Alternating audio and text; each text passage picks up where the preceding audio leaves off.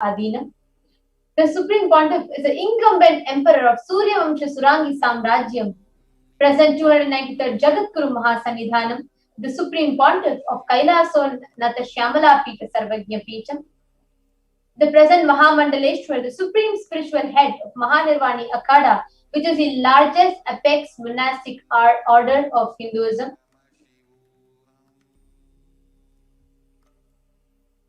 The Supreme Pontiff is also the 1008th Acharya Mahamandaleshwar, the head of all spiritual leaders of Akhada, the ancient apex body of Hinduism.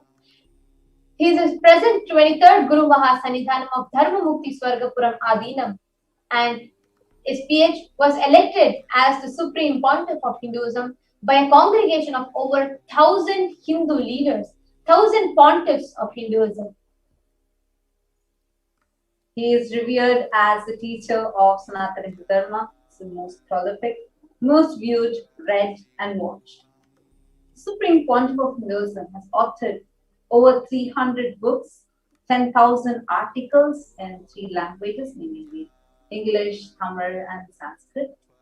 And the Supreme Pontiff of Hinduism also, and these books are translated into 50 languages with over 10,000 titles, and over 20 million copies of books and articles are sold, read, and downloaded. Over 10,000 hours of discourses enriched and enriched 1 billion plus lives digitally. Respected as commentator of all sacred scriptures such as Upanishads, Bhagavad Gita, Shiva Sutras, Brahma Sutras, Yoga Sutras, Ashtavakra Gita, Jain Sutras, etc.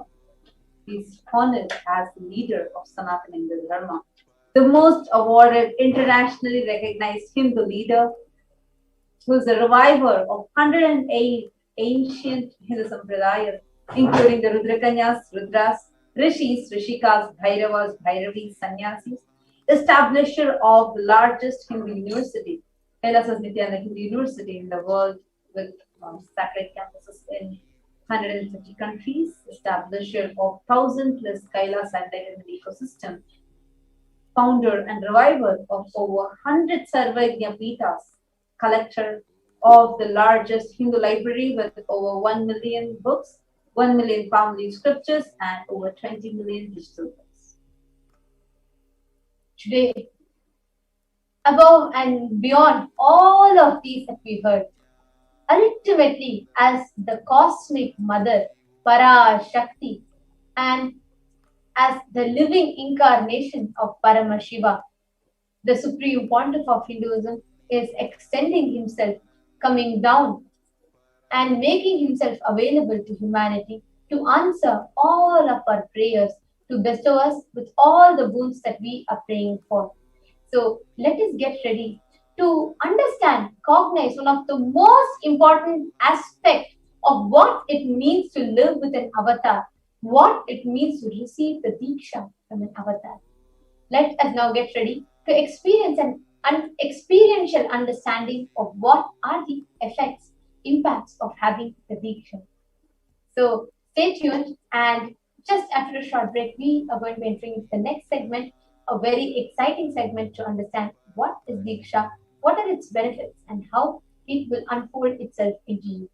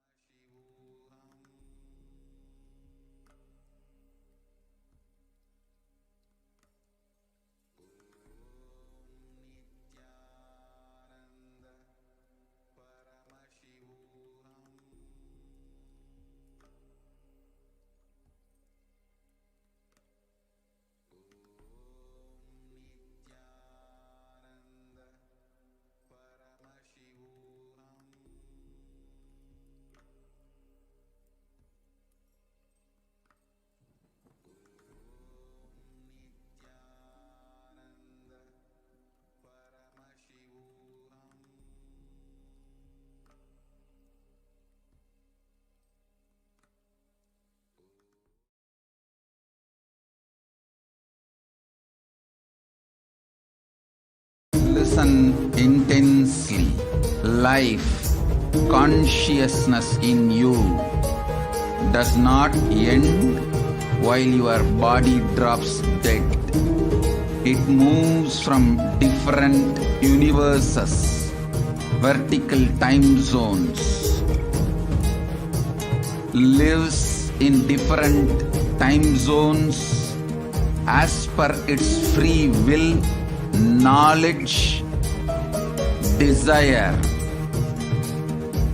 But ultimately, to get enlightened, complete liberation, Paramashiva Padam, your soul has to come back to this karma bhumi, the Bhumandala.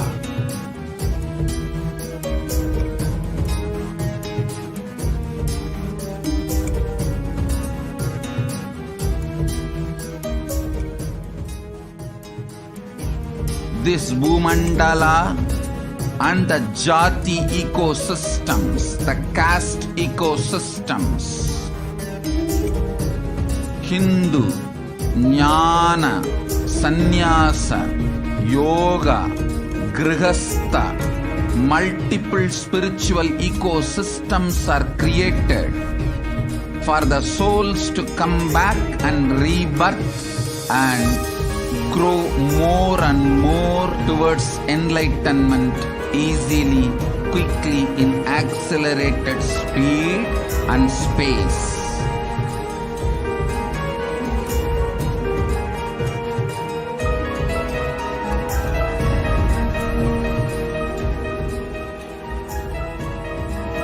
Understand the secret of Sayujya Mukti.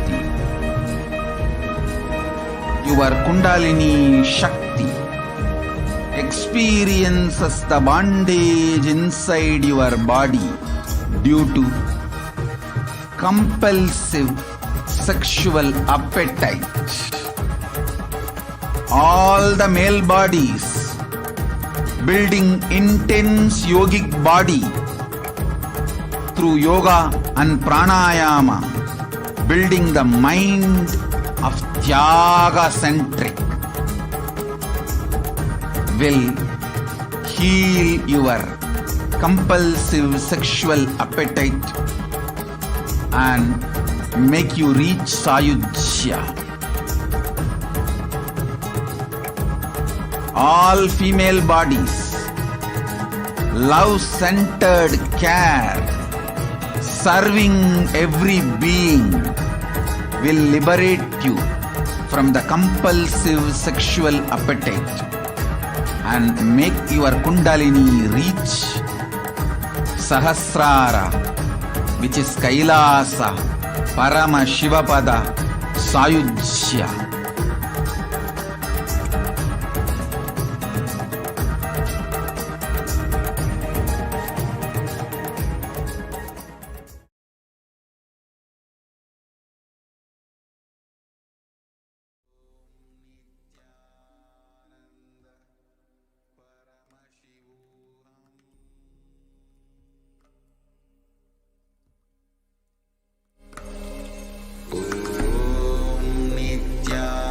Nithyananda Paramashivoham.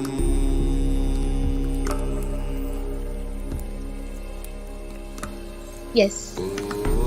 So let us now see the manifestation of the extraordinary Shaktis.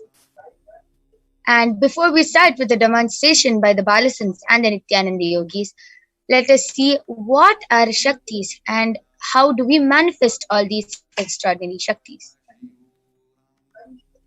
Today, the Balasans, the Nithyananda Yogis, the initiated disciples of the Supreme Pontiff of Hinduism, will now be demonstrating the powers of third eye and sharing with all the experiences and results of the extraordinary manifestation of the divine powers awakened in us through Diksha.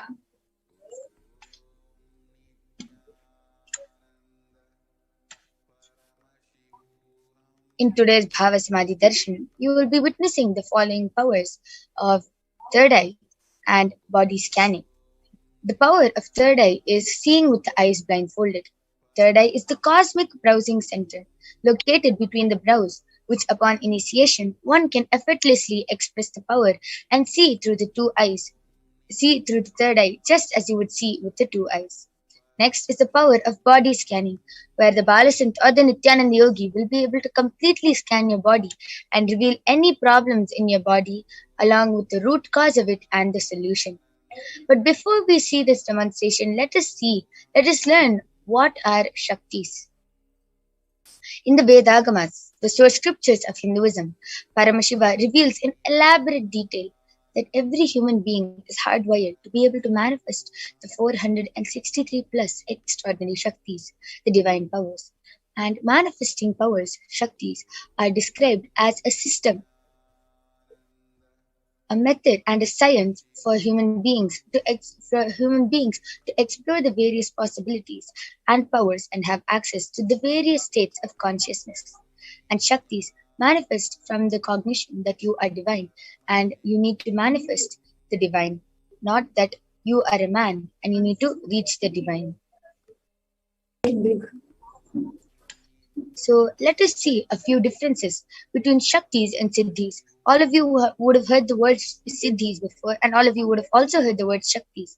And you might be thinking what is the difference between both? So let us see a few differences. Shaktis express from the space of enlightenment as a side effect of feeling connection with the Guru and with the high integrity towards the Guru. So Shaktis express just with a simple touch, word, or look of the avatar, just with Diksha, and they are the source of enlightenment. Siddhis are powers that manifest from tapas or penance for enlightenment. They are on the path of enlightenment. So you would have seen so many rishis, munis, sadhus, yogis, so many yogis all over India. You might have seen them doing tapas, standing on one leg with their hands in the air for over 50 years, 100 years. You would have seen them doing tapas for so many years. And you might be thinking, what do they achieve from that? What they achieve from such intense tapas or penance are siddhis. But those very siddhis are not permanent. Whereas Shaktis, which express from Diksha or high integrity to the Guru, are permanent and they manifest through even ordinary human beings in extraordinary ways. And Siddhis may divert you from enlightenment, whereas the Shaktis are the source of enlightenment. So who is the source of all these Shaktis? You might be thinking, okay, so all these Shaktis, Siddhis, everything is there, but who is the source? How do we manifest all these Shaktis? Paramashiva is the primordial divinity. Paramashiva is the primordial divinity in Hinduism, the ultimate reality and cause, which is self-effulgent, Swayam Prakasha, all-pervading, unchanging beyond time, space, form and causality. As the fundamental base of Avyakta, the unmanifest, and Vyakta, the manifest existence, he performs the Panchakritya or 5 cosmic acts of Shrishti, creation, Sthiti, sovereign rulership and maintenance, Samhara, rejuvenation, Trobhava, pulling out of delusion, Anugraha, liberating grace for all entities.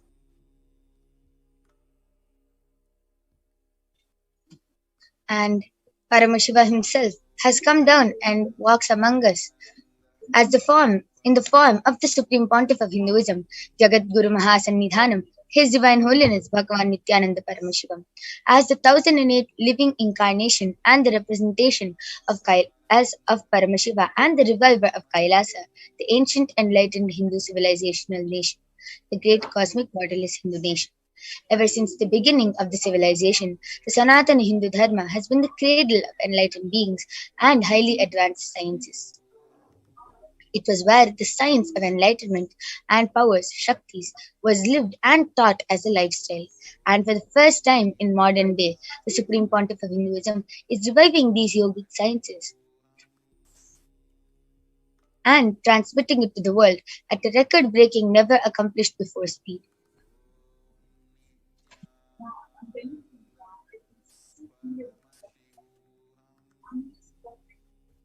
You all can see the Guru Parampara being projected on the screen, where the knowledge and sciences of manifesting these Shaktis are passed down from one generation to the other, through Diksha, initiation by enlightened gurus. The Supreme Pontiff of Hinduism being recognized as an incarnation at a very young age, was trained and taught these sciences to revive the initiation and knowledge repositories for billions to manifest the science of power manifestation from the disciplines of Vedanta, Tantra, Shri Vidya, Yoga and Yogic powers, Mantra Shastra, Siddha Vidya, Science of Aushadha, Advaita, Bhakti Yoga, Paramashivoham, and Paramashivoham. You can see all of Swamiji's gurus who have trained and taught him, and you can also see Swamiji himself standing as a 3-year-old boy during the Chaturmasya. So, how do we awaken all these divine Shaktis in us? So, every ultimate truth, jnana, mapped into your consciousness, prajna, manifests as a possibility and the power of every being, prajnana. So, let us now see a small video explaining what is Diksha and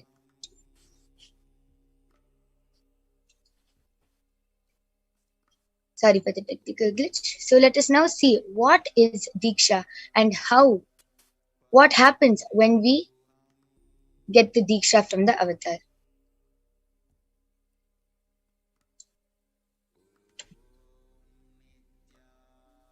Through look, word, or touch. The traditional Vedic book Navaratneshwara states, Sarva Samapi Diksha.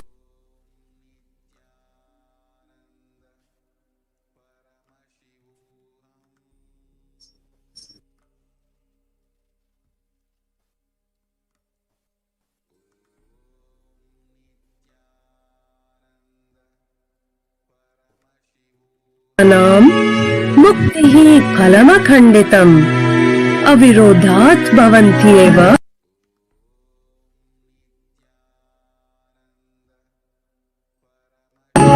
प्रासङ्गस्तु भुक्तयः. The main benefit of all initiations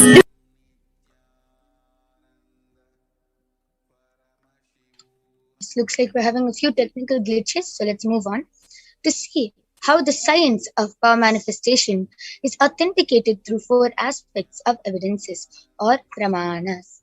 First is the Shastra Pramana, the eternal unchangeable truths, which are revealed in Pramana, which are the experiences and results of aptas or authorities of Hinduism, the Vedic rishis and scientists who have time-tested and verified the sciences. Next is the Atma Pramana, or the account of the Supreme Pontiff of Hinduism, Jagat Guru Mahasannidhanam, His Divine Holiness Bhagavan Nithyananda Paramashivam, this millennium's avatar's personal experience of power manifestation. And the next is the Pratyaksha Pramana, or empirical evidence from observation and scientific experimentation.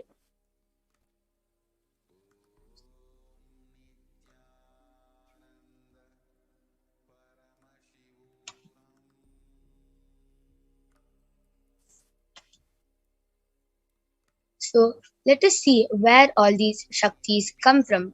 What is the source of all these Shastra, Pramanas, Shaktis, everything? So the Vedagamas is a living applied science. The Vedas are the ultimate superior authorities for Hindus, and they are the pure science where the ultimate truths are explained. Agamas are the scriptures where the applied technology, the applied science is expanded. Vedas and Agamas, the Vedagamas, are given the status of Shruti, as they are directly revealed by Paramashiva. They are the ultimate eternal unchangeable truths, and any reference cited from these Shastras or source scriptures is called the Shastra Pramana. So without further delay, let us get ready to witness the extraordinary demonstration by the Balasins and the Nithyananda Yogis. But before that, let us see the Shastra Pramana, the Atma Pramana, the Apta Pramana, and the Sakshi Pramana for the power of third eye, which is seen with the eyes closed.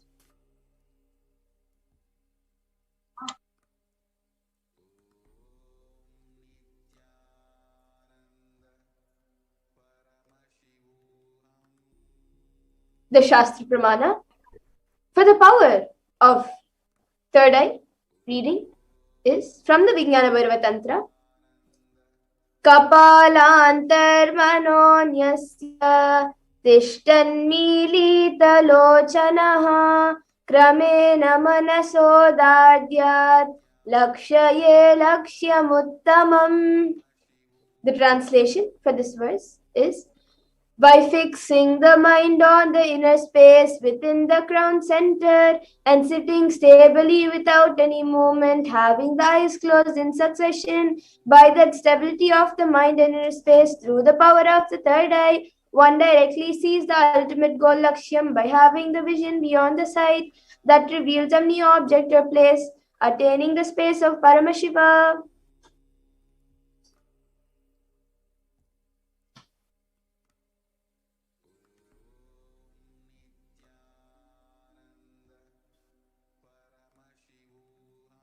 The next is the Apta Pramana, where Krishna initiates Arjuna into the power of third eye.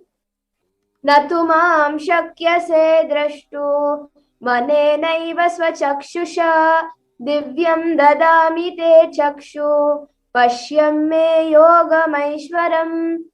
Bhagavan Krishna says to Arjuna, but you cannot see my cosmic form with these physical eyes of yours. Therefore, I grant you divine third eye vision. Behold my cosmic opulence.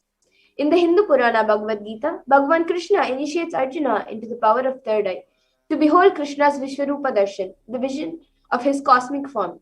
In the 11th chapter of the Bhagavad Gita, which contains the description of Bhagavan Krishna's cosmic form, is completely narrated by Arjuna as he sees Bhagavan Krishna through his third eye.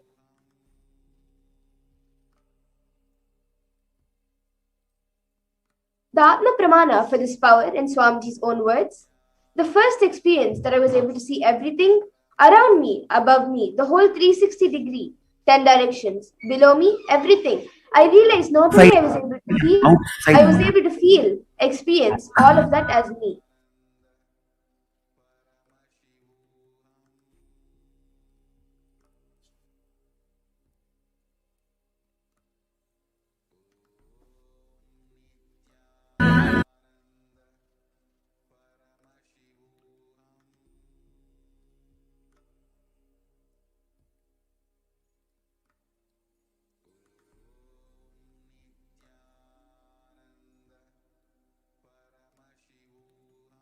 The next is the Pratyaksha Pramana, where a scientific experiment was done, an observation was done on the Supreme Pontiff of Hinduism himself, using the PET machine, the positron emission tomography, and it was measured that when doing daily activities, there was high activity measured in the brain where the third eye is located, and when in deep samadhi state, only the third eye region is active and almost 90% of the rest of the brain at peace.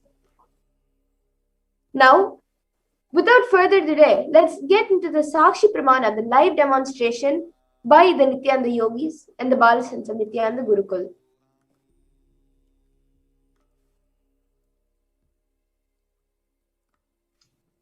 So we'll join you right back with the Balasans and the Nithyananda yogis, and you will be witnessing the extraordinary demonstration of the power of third eye reading.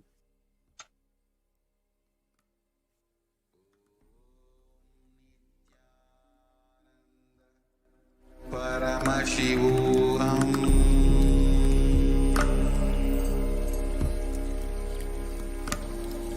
Om Nithyananda Paramashivoham.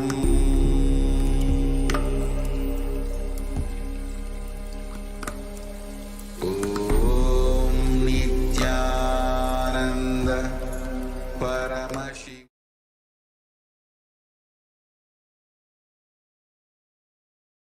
Listen intensely. Life, consciousness in you does not end while your body drops dead. It moves from different universes, vertical time zones, lives in different time zones as per its free will, knowledge, desire, but ultimately to get enlightened, complete liberation. Paramashiva Padam.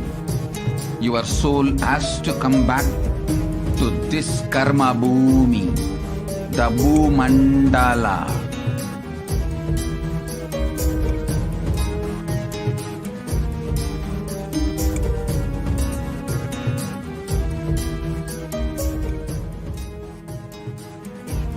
This Bhumandala and the Jati ecosystems, the caste ecosystems,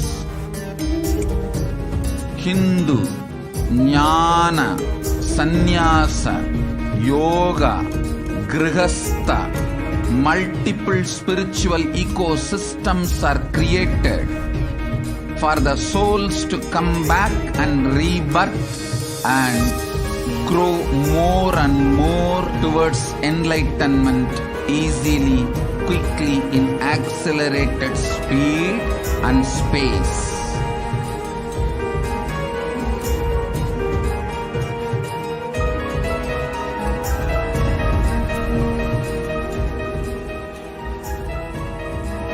Understand the secret of Sayujya Mukti. Your Kundalini Shakti experiences the bondage inside your body due to compulsive sexual appetite. All the male bodies building intense yogic body through yoga and pranayama, building the mind of Tyaga centric, will heal your compulsive sexual appetite and make you reach Sayujya. All female bodies, love-centered care, serving every being, will liberate you from the compulsive sexual appetite and make your Kundalini reach Sahasrara, which is Kailasa, Paramashivoham, Sayujya.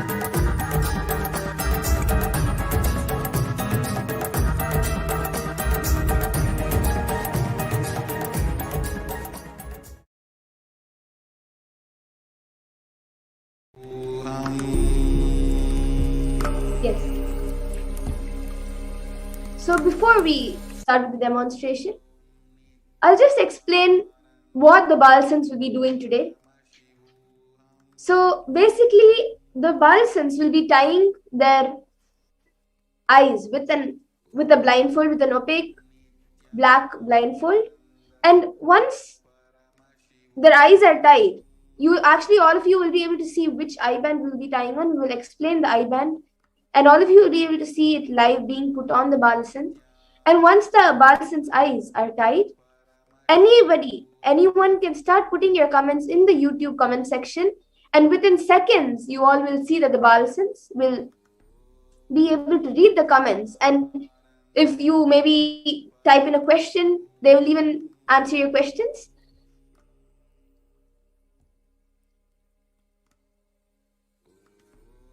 You can write anything, a sequence of numbers or a sentence which you think that the Balasans might not understand or might not know.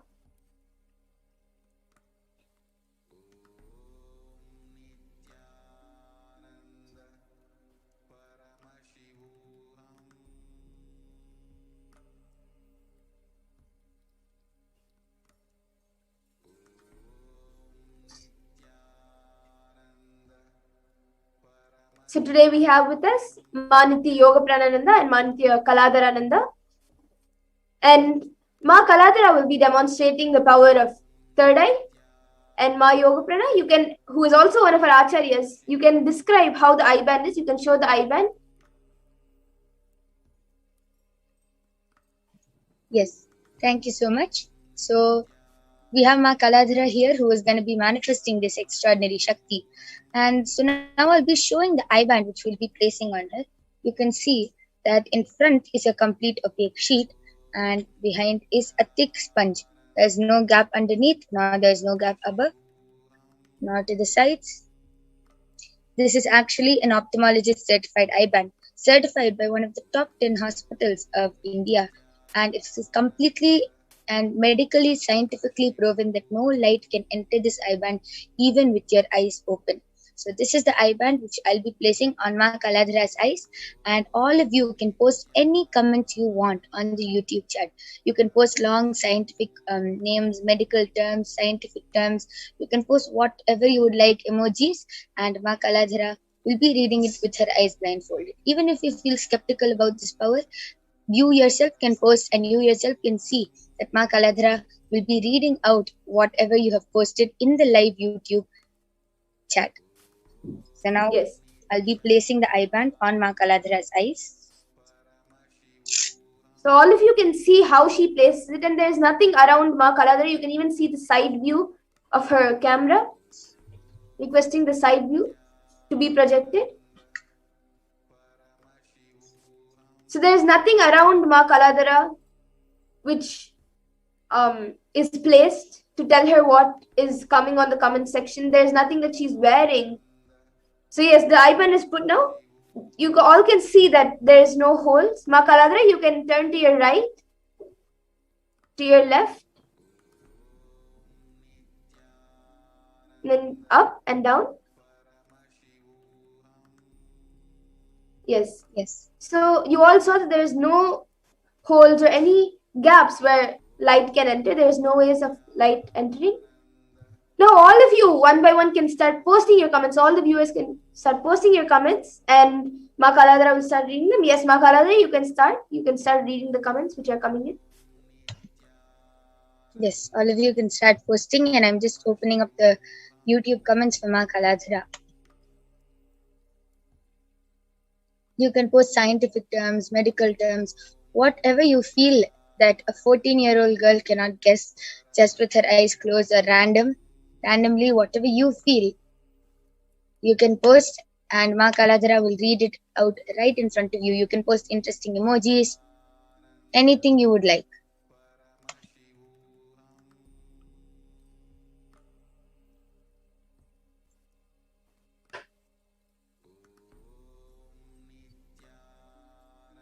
And you will actually see that Ma Kaladhara will also be reading from an angle, so you will be able to see so beautifully how she is able to also see from not only from the front, she is able to see even from other sides, as Swamiji initiated all the disciples and yogis into the power of 360-degree vision.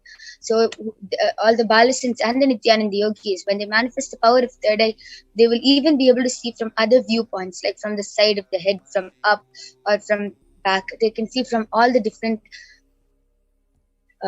sides of the head. So you will see different Balasins see from different viewpoints, and you will see that Ma Kaladhara will read from the side view. Yes, Ma Kaladhara, you can start. Yes.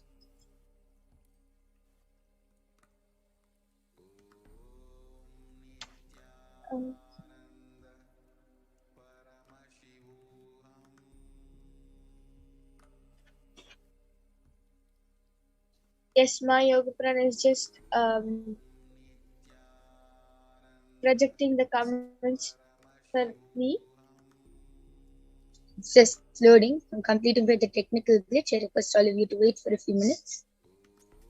Yes. So you can start reading Ma Kaladhara. Yes. Surya TJ has posted, always be happy, and VAVPH YADAV has posted Namaskaram, and I think there are many comments coming in really fast. You can, yes, whatever is coming, whichever is the last comment projected for you, you can Surya TJ has posted always be happy like 4 times, and VAIBH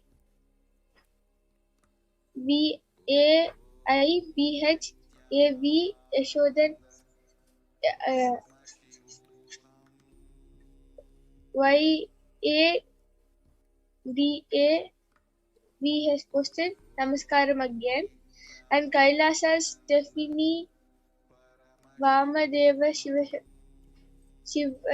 Shakti TANGETEN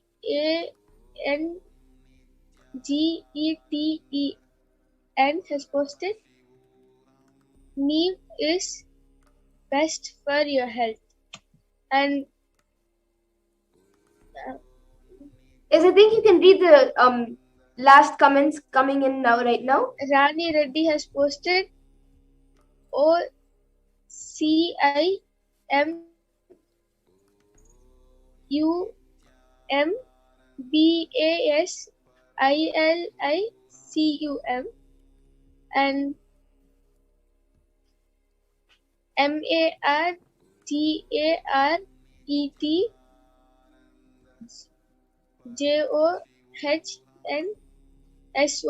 has posted Nithyanandamma, Yesaya Nithyanandam, and DUMITRUBOANDA has posted MOUNTAINQUAIL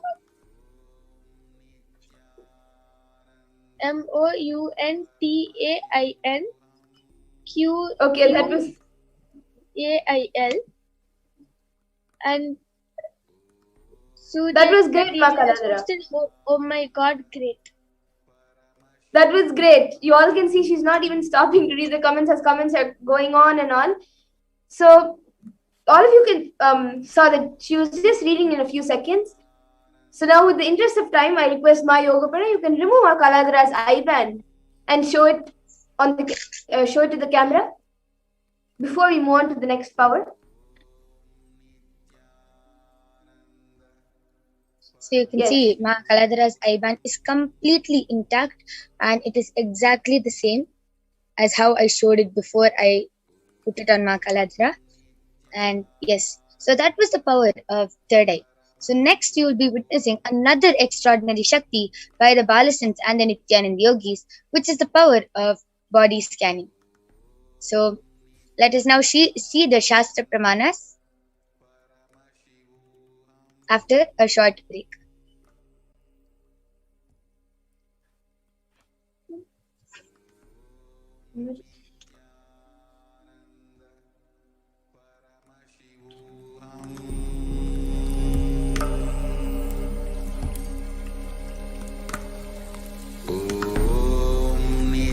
Nithyananda Paramashivoham.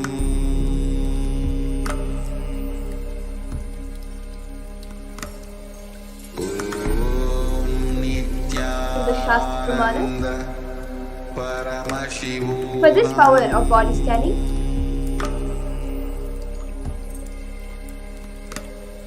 and actually before chanting the Shastra Pramana, what will we be doing in this power? In this power, it awakens the ability to scan any illness, disease, which is medically diagnosed issues and provide solutions through the awakening of the third eye. So let's get into the Shastra Pramana. The Shastra Pramana for this power of body scanning is from the Vijnana Bhairava Tantra. Swadehe jagato vapi sukshma sukshmatarani cha tattvani yani nilayam dhyatvante vyajyate para. Bhagavan Paramashiva says, cognize deeply that from the subtle to the subtlest consecutive principles of your whole body, Swadeha, or of the whole universe simultaneously consist of the essential reality. They are being absorbed in their source cause, Paramashiva. By the experience of such restful awareness, one becomes complete from all thoughts, and the ultimate universal divine power, Paradevi Adishakti, is revealed, and the supreme power manifestation happens. The Apta Pramana for this power of body scanning is from the life of a Siddha. Terayar was a Siddha and one of the prominent disciples of Agatya. One day, a man suffering from severe headache comes to Agatya for healing. Agatya uses the power of body scanning and identifies that the root cause of the headache. He reveals that there is a small therai, a type of frog, sitting in the person's brain. Agatya immediately instructs Therayar, his disciple, to perform an open head surgery and remove the frog. After the surgery is completed successfully, the person is healed and cured of the headache. Thus, he gained the name Therayar. The Atma Pramana for this power of body scanning from the own life of the Supreme Pontiff of Hinduism. It was revealed on the 22nd December of 2019. Paraphrasing his words, only when I had the multiple compound hand fracture, I was forced to go for a surgery and therefore for medical checkups related to that. At that time, they detected heavy metal quantity in my different organs. It was revealed that I had been poisoned without our knowledge. I immediately used the diagnostic methods instead of medical facilities to study the body condition due to the poisoning. Through body scanning, I found out what the problems, imbalances had happened and where balances had to be done. I used allopathy as a second opinion to verify my findings. And on the screen, all of you can see it being projected, the experiences and results of the extraordinary power of body scanning happening through the initiate disciples of the Supreme Point of Hinduism. So all of you can see the experiences, the experiences of the people and the disciples who have been initiated by the Supreme Point of Hinduism.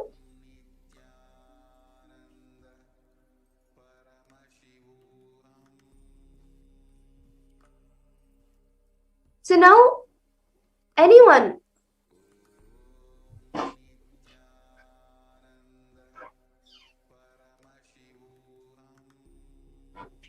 who would like a body scan? Anyone who would like a body scan can post your names in the comment section requesting for a body scan, and the Balasans of Nithyananda Gurukul will be scanning your body. Okay, so I see Rani Reddy has posted for a body scan. So I will start. And then we have Suresh Prasad also asking for a body scan. Yes. So we have with us even my Yoga Prana today with us, who is also one of the Acharyas. So Suresh Prasad Aya, my Yoga Prana will be scanning you, and Ma Rani Reddy, I will be scanning your body, Ma.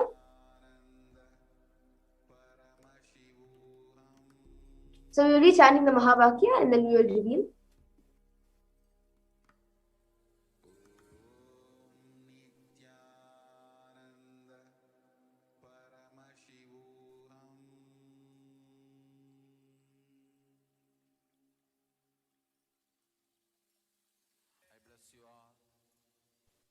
Yes, so Ma Rani Reddy, what Paramashiva revealed to me was in your body there is lots of heat getting accumulated, and that heat is also absorbing lots of toxins, not only like from the food which you're eating, but also from the air. It is absorbing lots of toxins and many different particles which are making the energies in the body little imbalanced.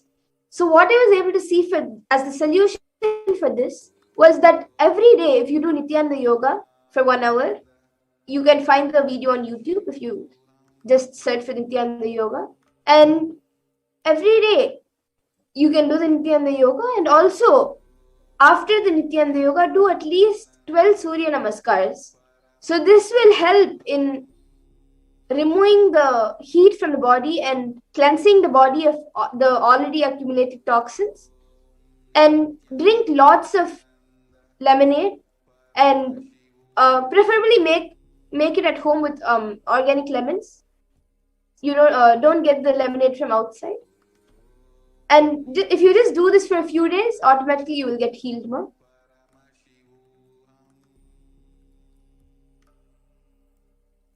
Yes, I think my Yoga Prana is ready. You can go ahead now. Yes.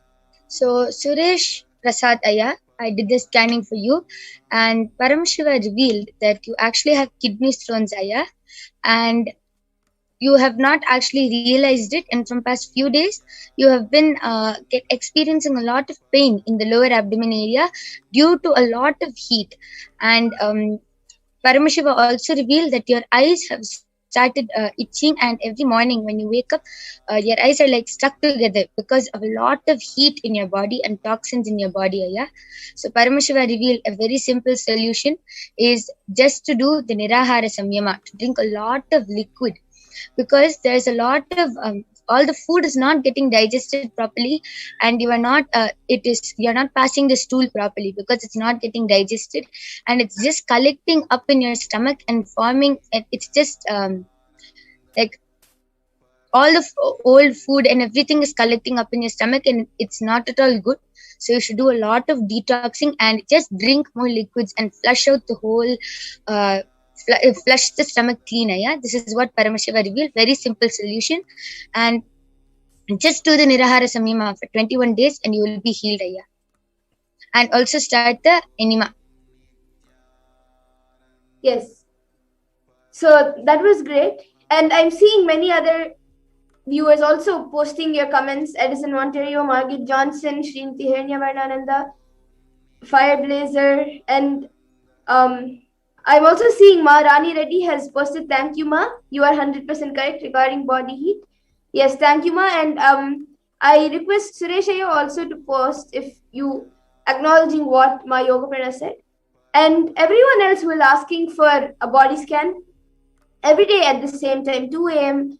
IST and 4 p.m. IST, we will be having the power demonstration every day. So you can again come and post for a body scan or any power which you would like. Doing it now with the interest of time, we need to move on to the next segments, as all of us are eagerly waiting for the Devi Parashakti Akashic reading Bhava Samadhi Darshan. So we will be moving on now. And so with this, we come to the conclusion of this power manifestation segment. We thank all the viewers for joining us today in this power manifestation. And yes, I'm seeing Suresh Prasad Ayya. I will do as suggested. Thank you. Yes, Ayya. You will surely be healed. And with this, we come to the conclusion of this session. Thank you, everyone. Nithyananda.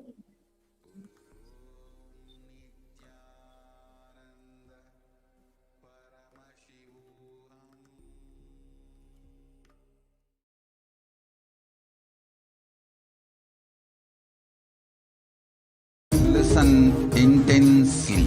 Life, consciousness in you does not end while your body drops dead. It moves from different universes, vertical time zones, lives in different time zones as per its free will, knowledge, desire, but ultimately to get enlightened, complete liberation, Paramashiva Padam, your soul has to come back to this karma bhumi, the Bhumandala.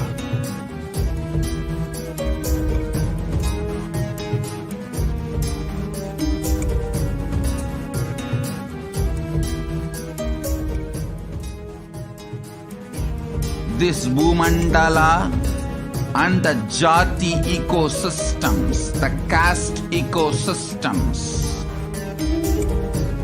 Hindu, Jnana, Sannyasa, Yoga, Grihastha, multiple spiritual ecosystems are created for the souls to come back and rebirth and grow more and more towards enlightenment easily, quickly, in accelerated speed and space.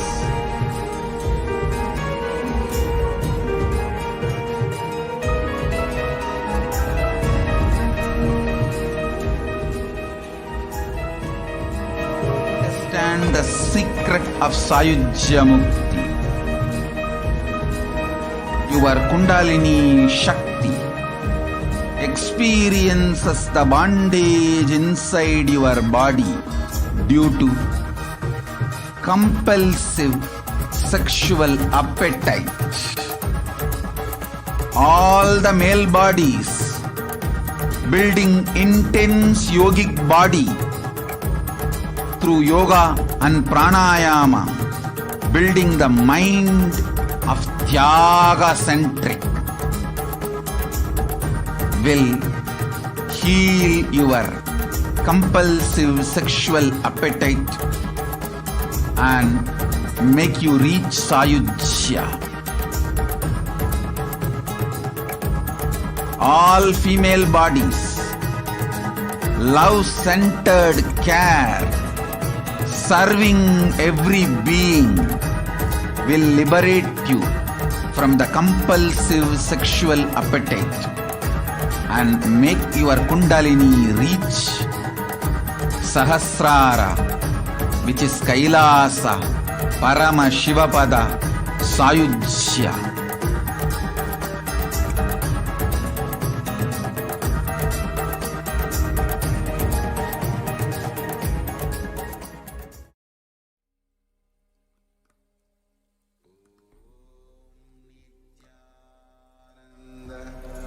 Paramashivoham.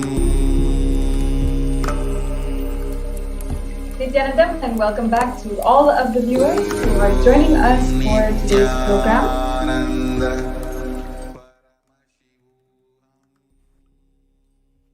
Yes, welcome back to all the viewers who are joining us for today's Devi Akashic reading program, and each and every one of you who is wanting to participate, sharing your answers and your experiences in the comments. Continue to share your experience. If you have had a divine reading, enrich all of our community members, people who have not had the experience of being able to put their question. You can share your experience even in the comments down below about what you have experienced, about what you have had, and the different miracles, different boons, blessings that Devi Parashakti has given you. Let's enrich each other about your experience about Devi Parashakti.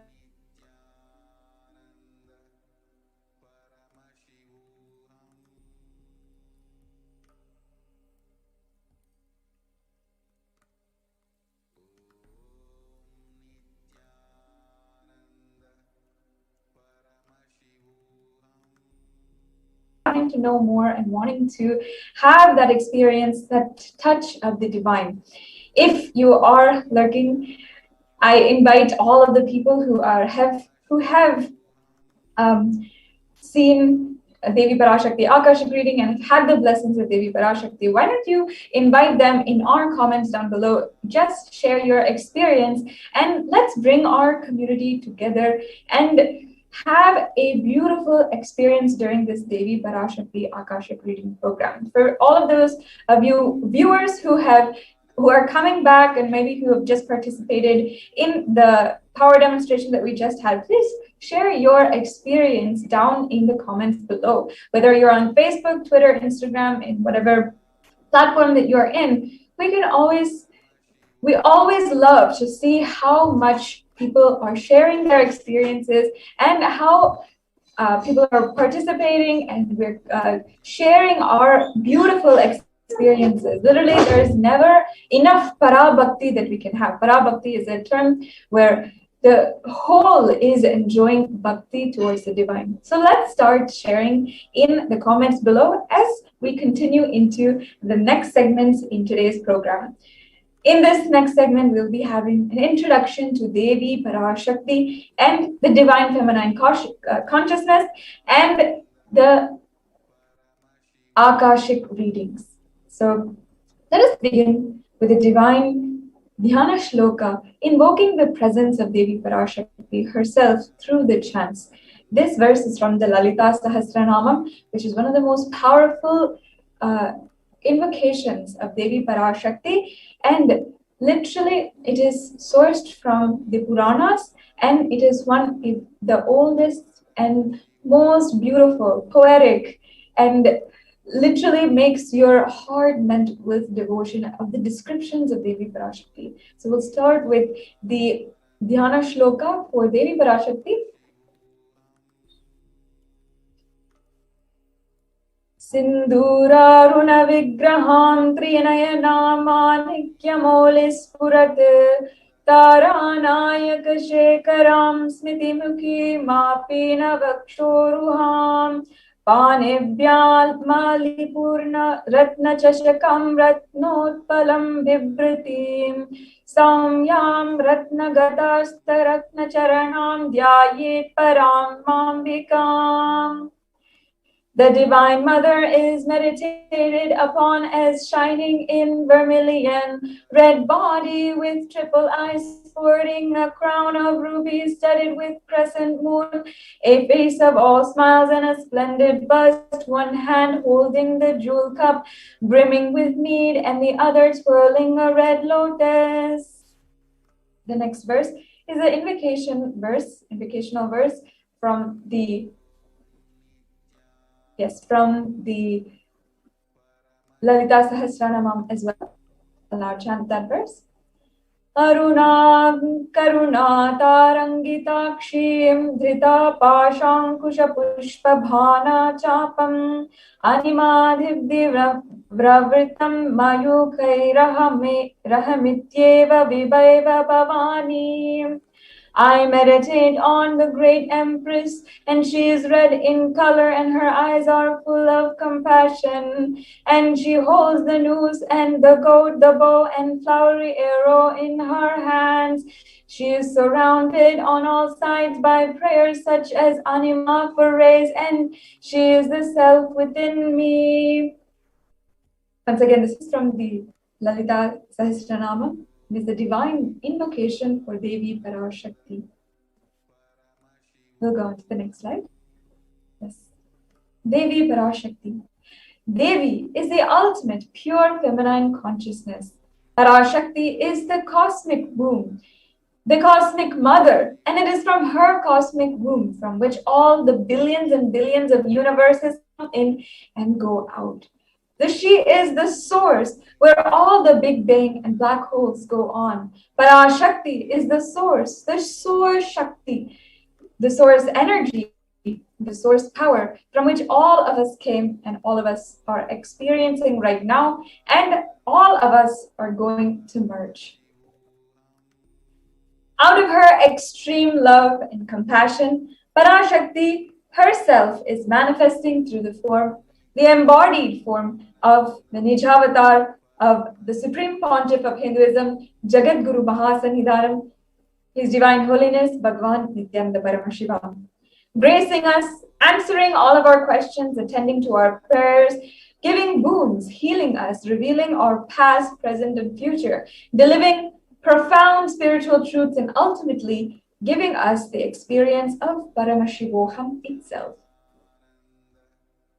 In the words of Devi Parashakti herself, raising as Omkara, expressing as the Vedas and Agamas, blossoming as Hrimkara, filled as Parashodasi, living in the 40 triangles, the Kailasa Swamini, who is Kailasa Sri Pura Chintamani, Parashodasi, sitting as part of Paramashiva, Parameshwari, who rules the world, Paramashakti, Manonmani, Meenakshi, as Nithyananda, I took the Nijavatar here to give good boon to everyone, to bestow all goodness. Hiranya Garbha Swarupini, Brahmanda Yoni, Shami, Chandramauli, Rapala Aparna, Uma Parvati, Savitri, Navayavana, Samrajya Lakshmi, Parameshwari, Parashodasi, Meenakshi, taking the form of Nithyananda. I am blessing. Listen, people, to do good to all of you. I took the form of Nithyananda and came down as Nijavatara. Raising in Omkara, blossoming as Shiva, Shiva manifesting as source of existence, powers of existence, expression of existence, from oneness of Om, blossoming into as Prakriti and Purusha, blossoming as three Shaktis, the Icha, Kriya, Jnana Shakti, blossoming as three Vedas, expanding as the five Panchabhutas, the five elements, beyond the six chakras, filled as the gotras of the seven rishis, expanding as eight directions, existing as the nine grahas, blossoming as the 10 indriyas, being as 11 rudras, creating all the worlds, bringing life, and to tell and make truth blossom and to do good. Parashodasi Meenakshi, in the form of Nithyananda, I came to bless every one of you. Literally, in the last verse, it's such a beautiful, poetic, and meaningful verse.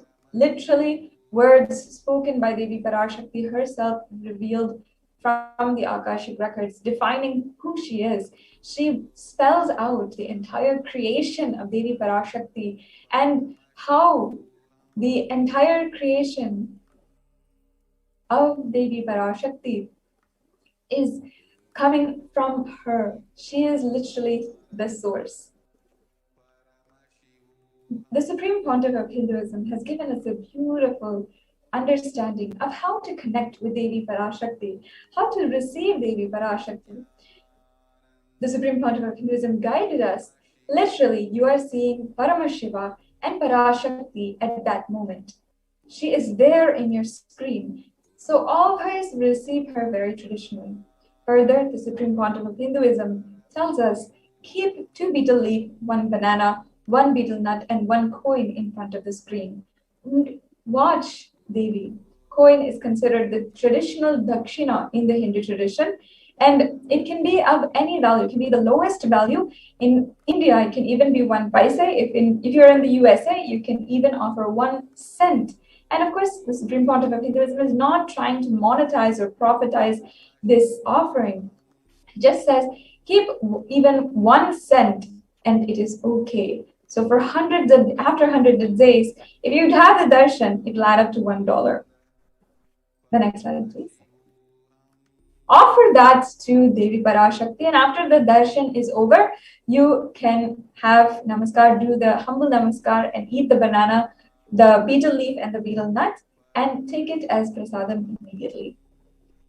You can collect all of those coins and send it to the LA temple, the Nithyanandeshwari Hindu temple in Los Angeles, and that'll be considered your offering for Devi Parashakti. So this betel nut and the betel leaf, even though it may look extremely small and it has little to no meaning if you think about it, after a few days, you'll see how much it adds to the sentiment. And you will see how really you will feel how Devi Parashakti is there, and how you will not take the Devi Parashakti Akashic reading for granted. This is why the Supreme Pontiff of Hinduism has emphasized from day one the offering of rituals in all programs, in all processes, in all spiritual processes, meditation programs, everything. Rituals actually break our monotonous and unconscious mentality and lifestyle and remind you and raise you to a powerful cognition. It'll break all our unconscious behavior. So now you can see here on the screen how to set up your tambulam. So you can take 2 betel leaf, 1 banana, 1 betel nut, and 1 coin. And you'll see the banana, betel leaf, if I say here, and even an example of how to set it up in a copper plate or a valuable plate, any kind of plate that you don't usually use for your normal eating or any other uses. You can set it up, and even you can offer a small packet of kumkum or the red bangles or a bastram, a small piece of cloth which you have not used, a new piece of cloth. All of these are traditional offerings that we give to Devi Parashakti as a humble offering, as the most auspicious, most divine, sacred, feminine goddess embodied in form. Yes, so now let us understand, after having been introduced to the divine cosmic being Devi Parashakti herself, let us now understand the Akashic readings and how Akashic readings are, how they work, how you can benefit tremendously from the Akashic readings. Now, many of you might have heard, okay, answer or put your questions down in the comment below, but you might be wondering, what should I ask? What is even Akashic readings? What does it mean? So this segment, the next segment, you'll be understanding what it even means, why we're doing it, why the Supreme Pontiff of Hinduism has revived this particular method and is offering it to the world. It's one of the best parts of Hinduism now today to make a superconscious breakthrough happen in your life.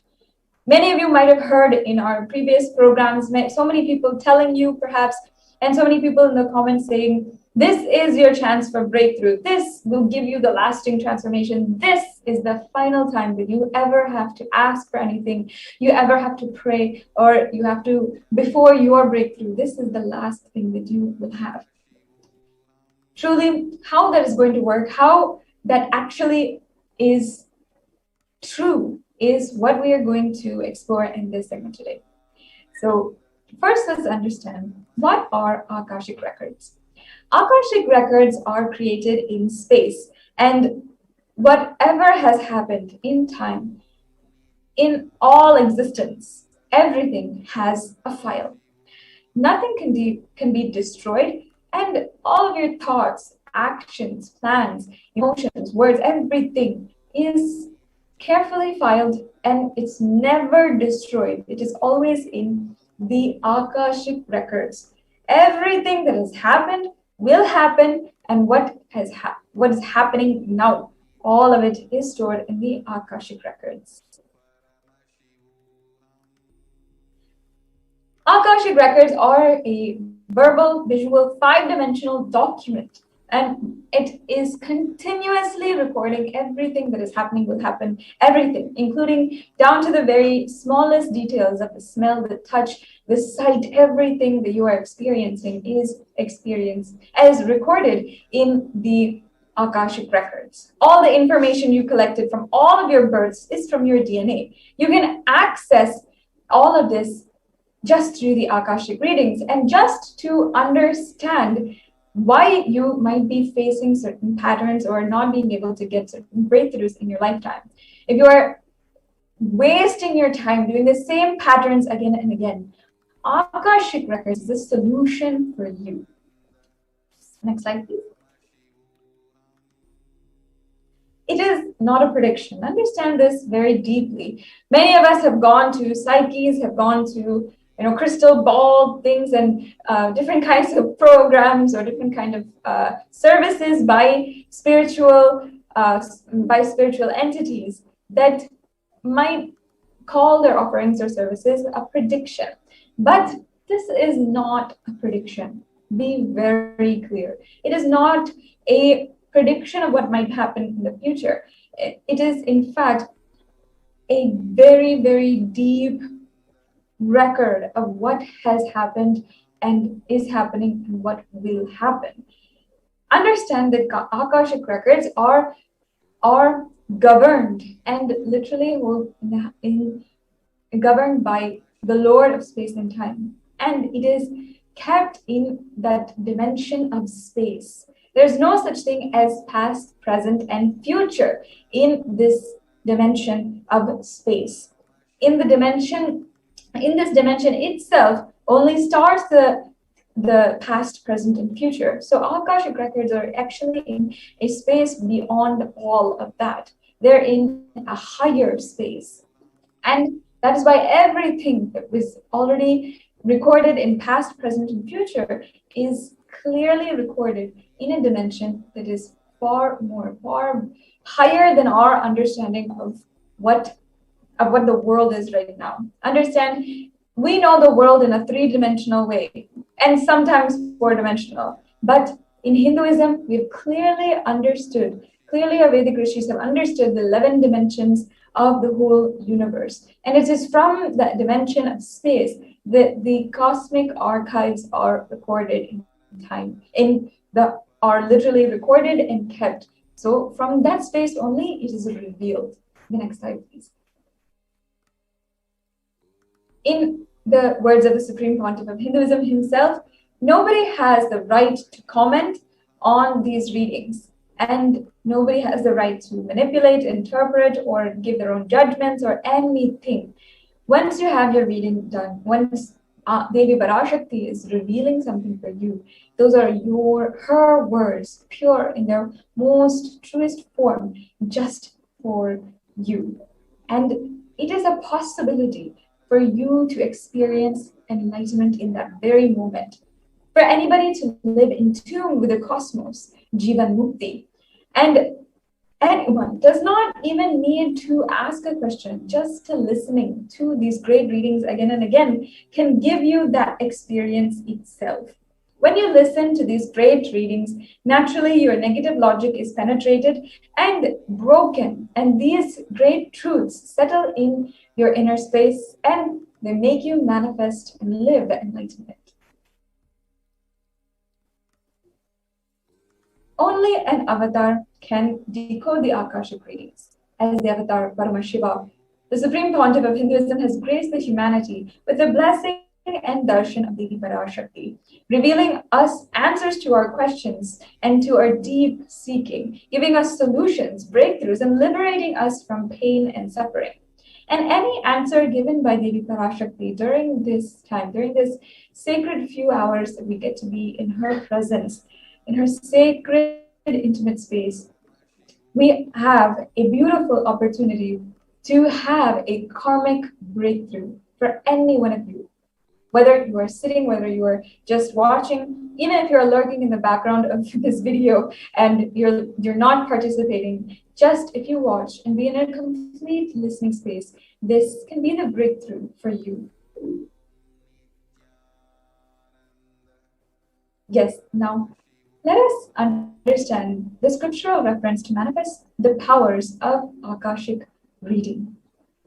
This is from the Dharana 61, Sutra 84 of the Vijnana Bhairava Tantra. Akasham vimalam pasyan kritva drishtim nirantaram shabdhatma takshanad devi bhairavam vapurapnuyat. Bhagavan Paramashiva says, looking at the spotless infinite etheric space, Akasha, beyond the sky and clouds, one should fix one's gaze from the third eye without blinking continuously and make the body and inner space steady and motionless. In that very moment, O Devi, one attains the nature and powers of the infinite space, Bhairava. The Apta Pramana, or the reference for the Akashic readings. In the Mahabharata, in the Hindu Purana Mahabharata, narrates the story of the great sage Maitreya, who reveals the secrets to Vidura, the story of his birth in human form and the reasons for all of his suffering. Sage Maitreya accessed the Akashic records and he told Vidura that he was not an ordinary man, but an incarnation of Yamaraj, the Lord of Death. He was to play the part of a so-called Sudra for hundreds of years, being cursed by Manduka Muni.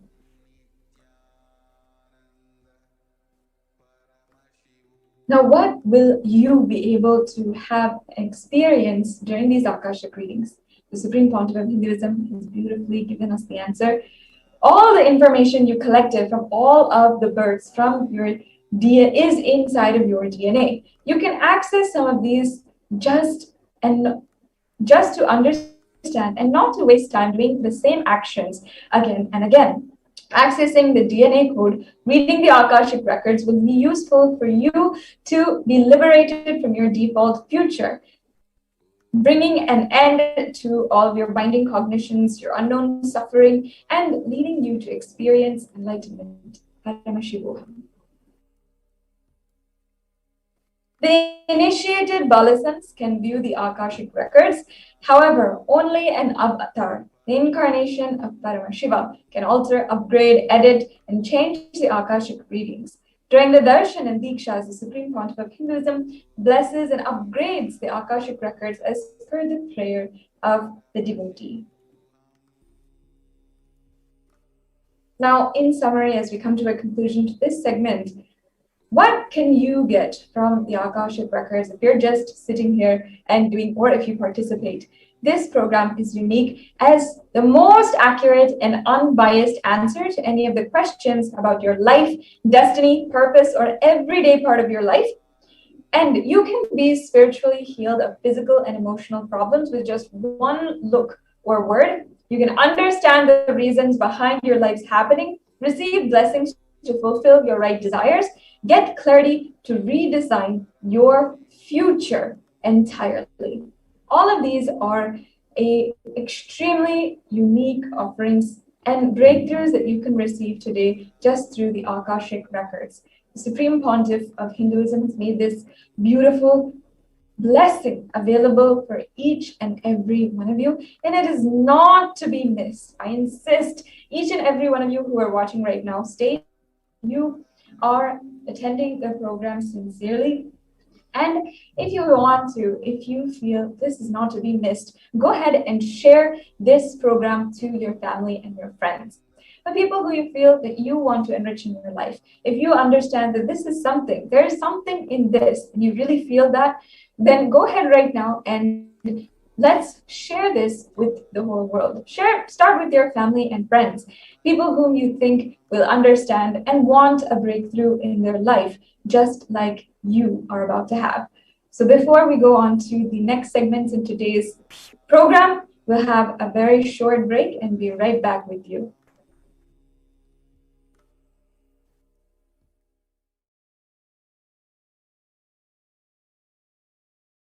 Listen intensely. Life, consciousness in you does not end while your body drops dead. It moves from different universes, vertical time zones, lives in different time zones as per its free will, knowledge, desire, but ultimately to get enlightened, complete liberation, Paramashiva Padam, your soul has to come back to this karma bhumi, the Bhumandala.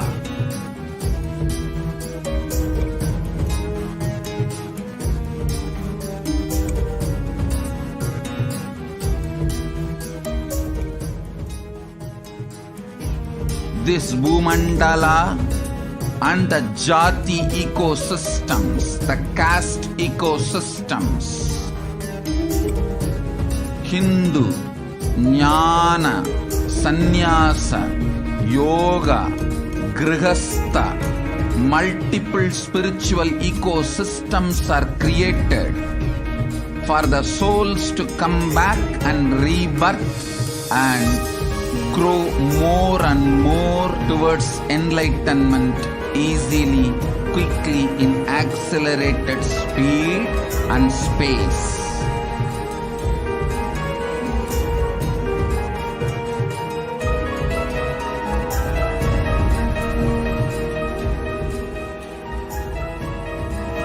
Understand the secret of Sayujya Mukti.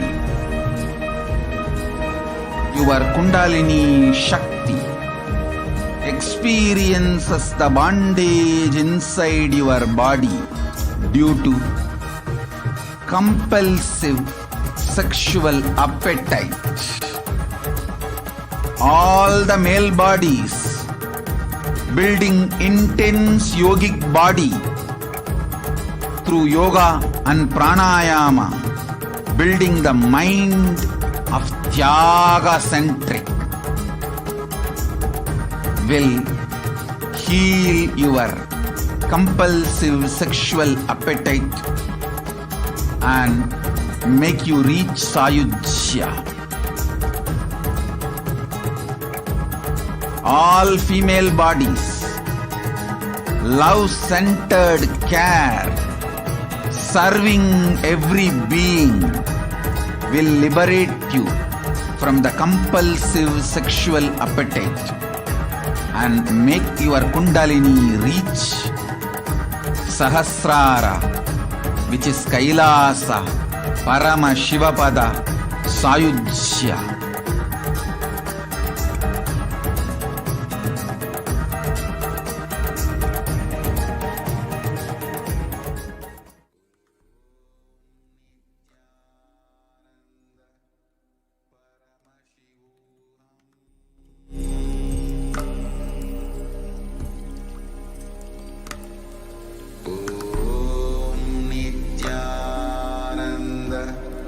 Paramashivoham.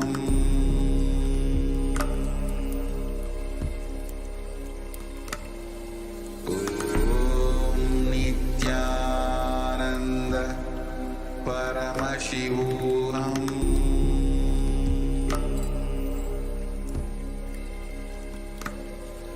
Om Nithyananda Paramashivoham.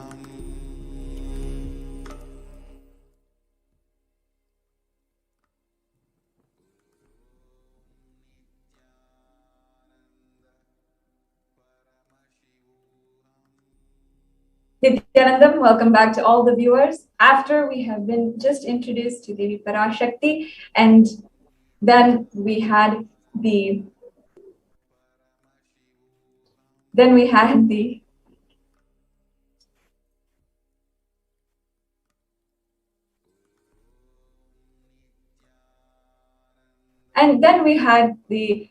opportunity to understand really what Akashic readings is about, and why we should be here, why we should take an opportunity for each and every one of us to actually have a breakthrough in our lives in the following segments, the following programs. Even if, whether the Supreme Pontiff of Hinduism, even if it is live, even if we're watching the videos of Devi Parashakti, it is such a beautiful experience sitting and understanding in the divine ferociousness of her energy and her presence. Each one of her words and revelations is not for specific people, but for humanity at large. And the Supreme Pontiff of Hinduism, Devi Parashakti, revealed how the sacred secret of Hindu birth for each and every one of us, for each and every Hindu who is there. Let us now understand and watch the revelations from Devi Parashakti on the sacred secret of Hindu birth.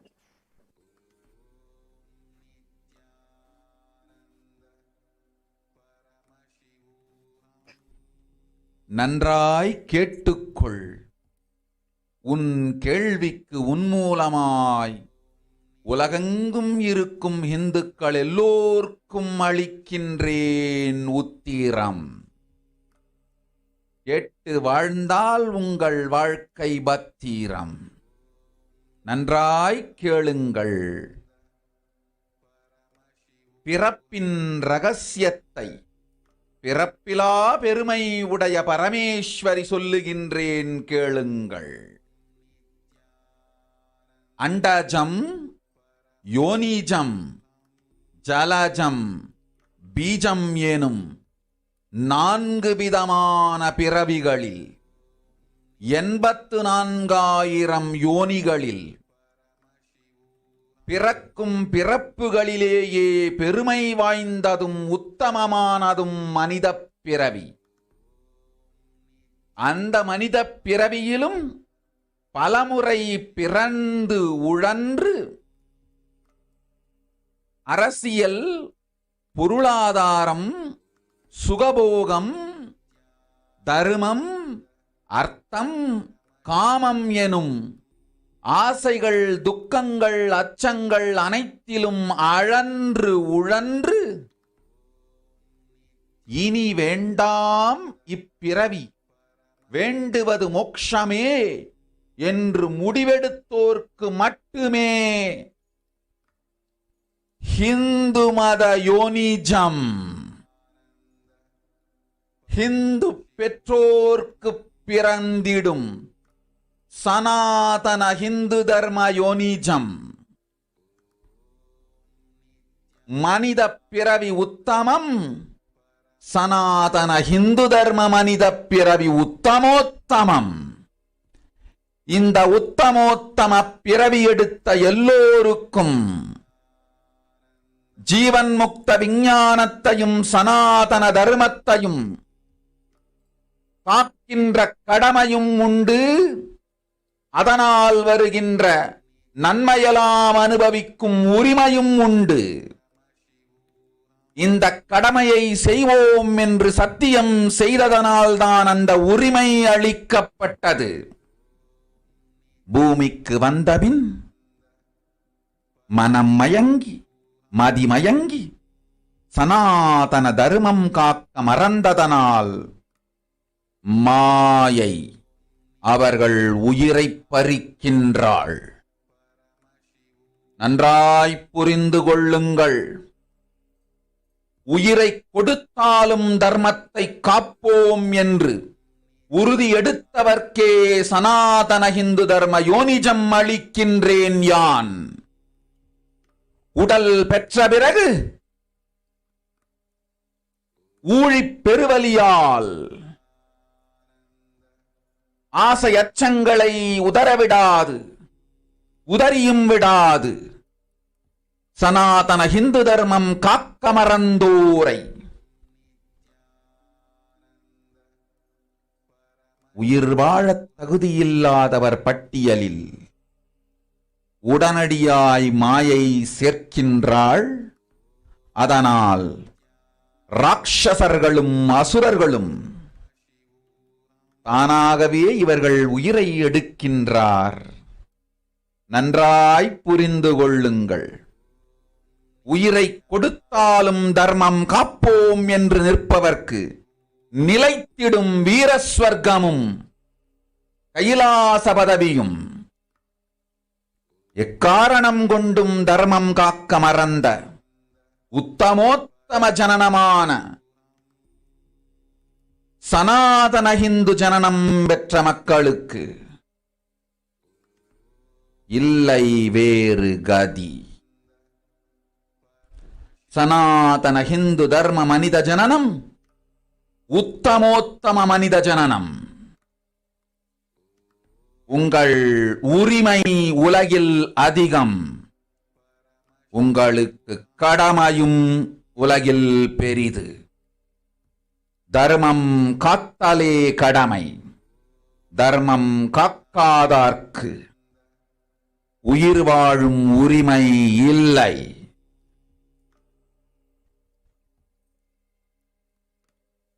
நன்றாய் புரிந்து கொள்ளுங்கள்.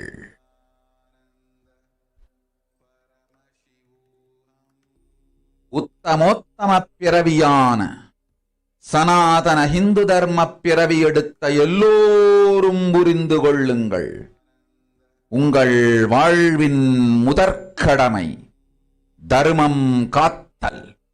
தர்மம் காக்க தர்மம் உங்களை காக்கும். சனாதன ஹிந்து தர்மம் காக்க மறந்திட்டால் வாழும் உரிமையை நீங்கள் இழந்து விடுகின்றீர்கள். அதற்கு மேல் வாழ்ந்தென்ன அழிந்தென்ன?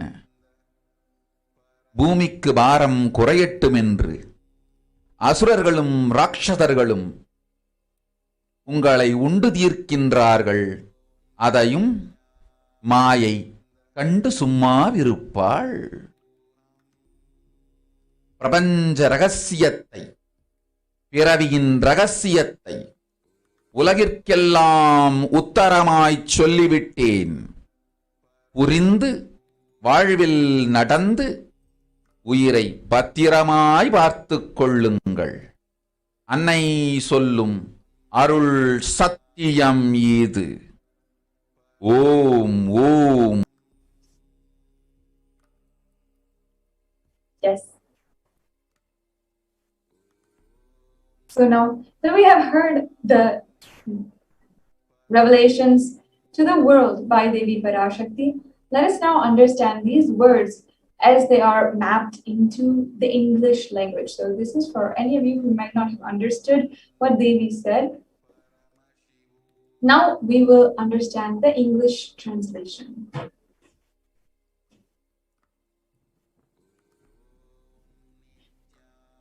Devi Parashakti told us lovingly, caringly, listen, Andhajam, Yonijam, Jalajam, Bijam, like this in 4 types of births, in 84,100,000 yonis. In all of these births, the greatest birth of all of them is human birth. Even in that human form, being birthed, being born and toiled many times after getting burned and toiled in politics, in finance, in luxuries, in dharma, artha or kama, which is greed or lust. And those who decide of not wanting this birth, wanting only moksha, enlightenment, only those will have the Hindu Dharma Yonijam. Hindu Dharma Yonijam is being born from Hindu parents. The Sanatana Hindu Dharma Yonijam of being born to Hindu parents. Human birth is Uttamam, the best. Sanatana Hindu Dharma, human birth is Uttamottamam, best of the best. Everyone who took this Uttamottama birth is responsibility, has the responsibility of protecting the science of living enlightenment and Sanatana Dharma. And also, they have the right to experiencing its benefits, and this right was given to them because of their commitment given by them to do this responsibility. After coming to Bhuloka by getting mentally deluded and forgetting the Dharma of protecting Sanatana Hindu Dharma, Maya, she is taking away all their souls. And understand carefully, Devi Parashakti says, I am giving the Sanatana Hindu Dharma Yonijam only for those who gave the commitment of protecting Sanatana Dharma even by giving their life. After getting the body because of their painful delusion, not dropping fear and greed for those who forgot to protect Sanatana Hindu Dharma, Maya, she will immediately add them all to the list of those who are not worthy of living. Therefore, Rakshasas and Asuras automatically taking away their life. Understand properly for those who stand that even by giving their life, they will protect Dharma, will permanently have Veera Swarga and Kailasa Padavi. For any reason, people who forgot to protect Dharma, having the Uttamottama birth of Sanatana Hindu birth, there is no other way for them. Sanatana Hindu Dharma birth is Uttamottama human birth. Your rights in this world are immense. Also, your responsibility in this world is large. Protecting Dharma is responsibility. Those who do not protect the Dharma, they do not have the right to live. Understand this properly. All those who took the Uttamottama birth, which is Sanatana Hindu Dharma birth, all of you understand. The first responsibility of your life is protecting Dharma. If you protect Dharma, Dharma will protect you. If you forget to protect Sanatana Hindu Dharma, you lose the right of living. After that, what bothers whether you stay alive or you live or get destroyed? Asuras and Rakshasas will eat you, so that burden on earth is reduced. Seeing that, Maya, she will keep quiet. Now let us understand, each and every one of you, how the responsibility of Hindus is the Hindu nation.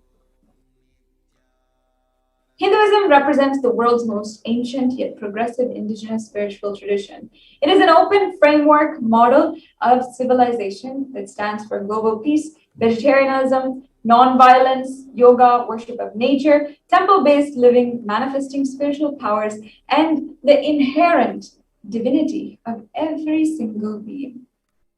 Now, when you understand this as the best of all living, literally, as of now, even the best cognition that you can have on planet Earth is that you are divine and that all the beings are divine. And the only living, most thorough, well-researched and developed tradition that has brought this as a science is Sanatana Hindu Dharma.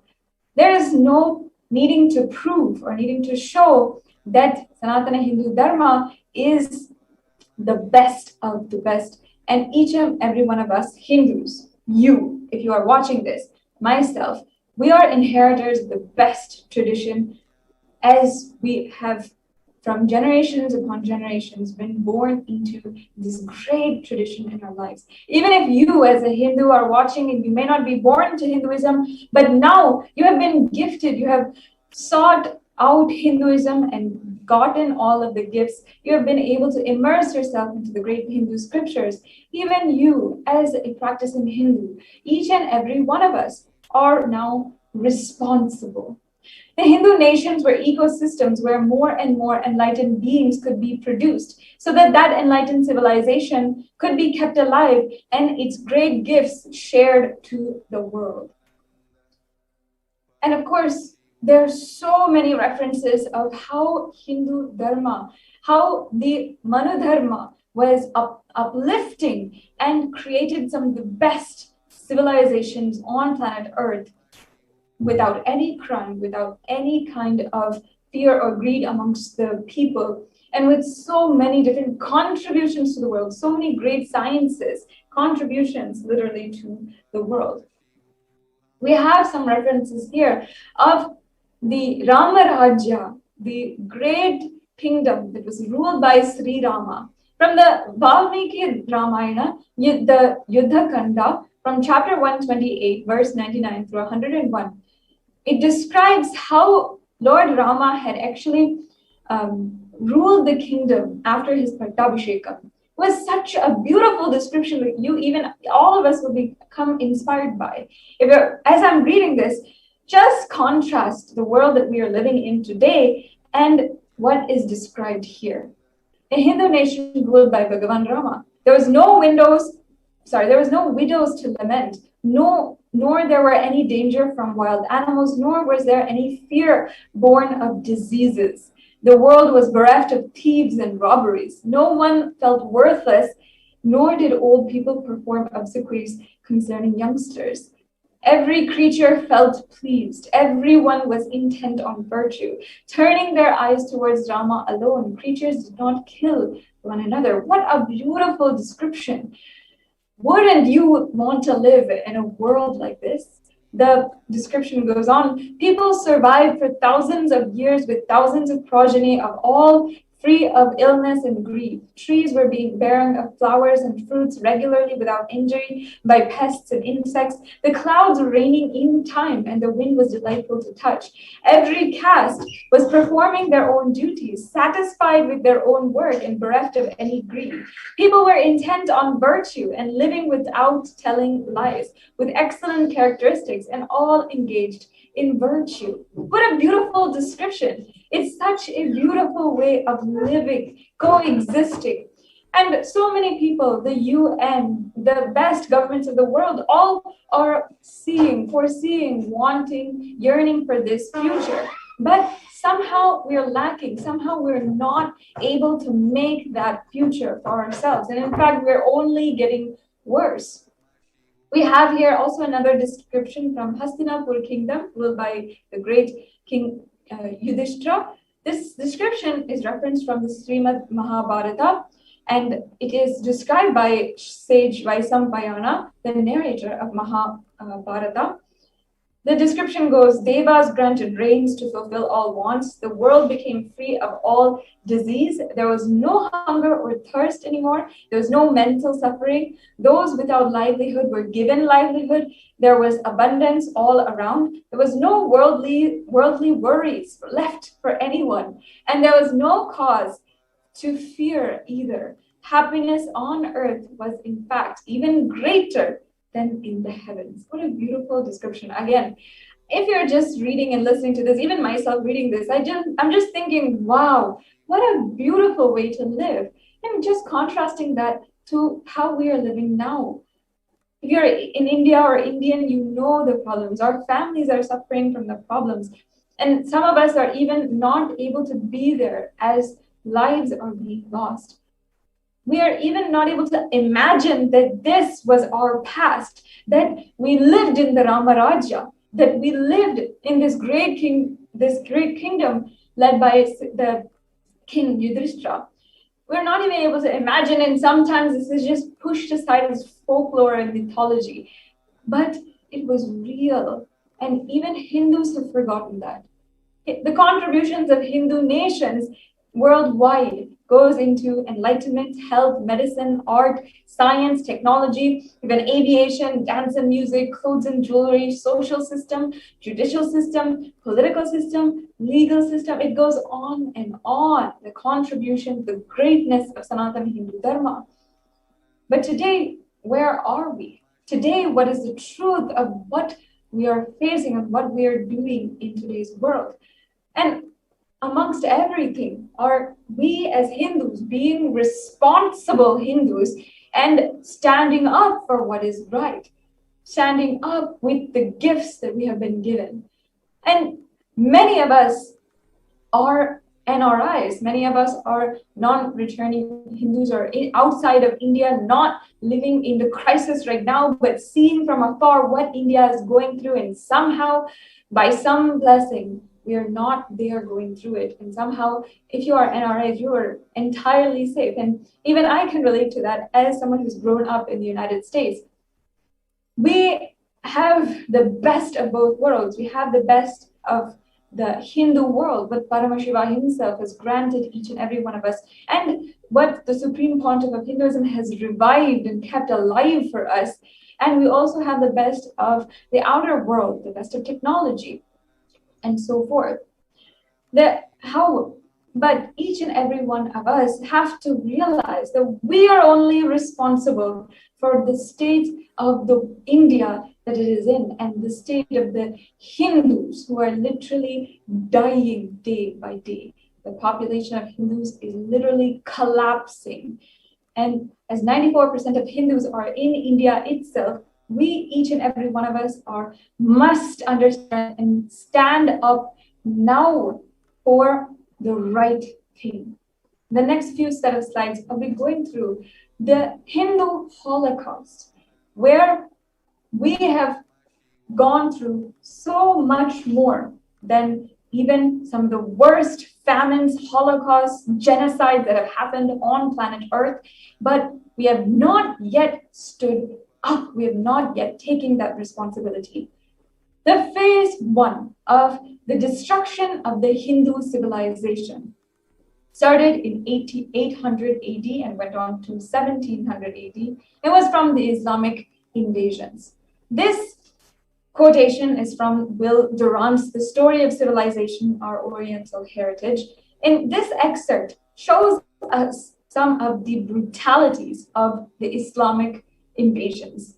So I'm going to read this now. The Mohammedan conquest of India is probably one of the bloodiest stories in history. The Islamic historians and scholars have recorded with great glee and pride the slaughter of Hindus, forced conversions, abduction of Hindu women and children to slave markets, and destruction of temples carried out by the warriors of Islam during 1800 AD to 1700 AD.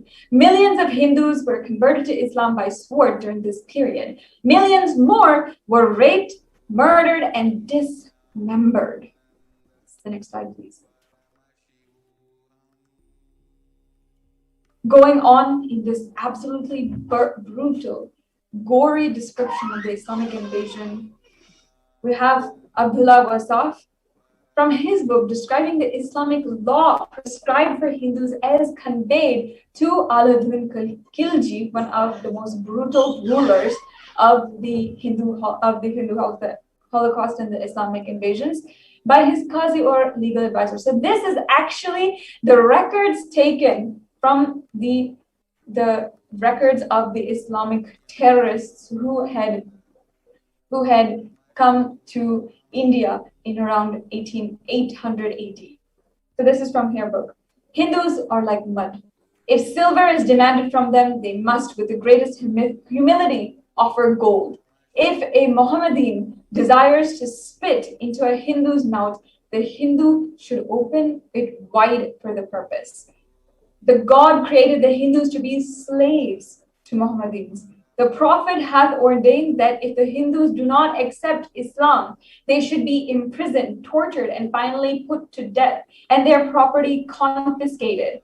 To keep the Hindus in abasement, and especially a religious duty, because they are the most inveterate enemies of the Prophet. Now, what difference does this make to how Native Americans were treated in America, how they were called savages, how literally so many of them were diseased and killed? How does this even make a difference? And yet, there's nobody in the world who stands for this, who tells this story. We're not telling the story, the history of the Hindu Holocaust, even like our brothers and sisters in different countries.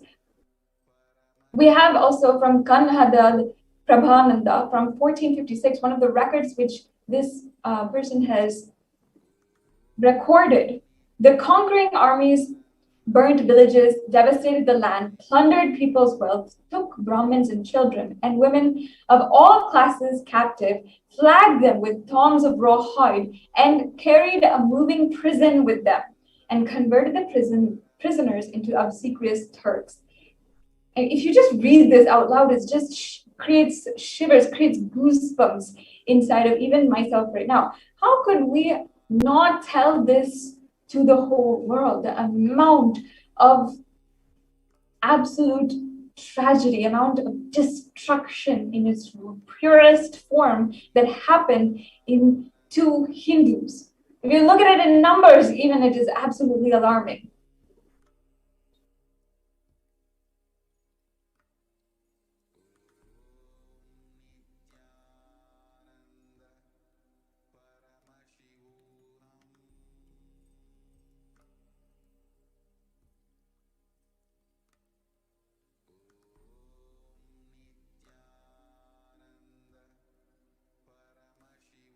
Nithyanandam, sorry for that technical glitch.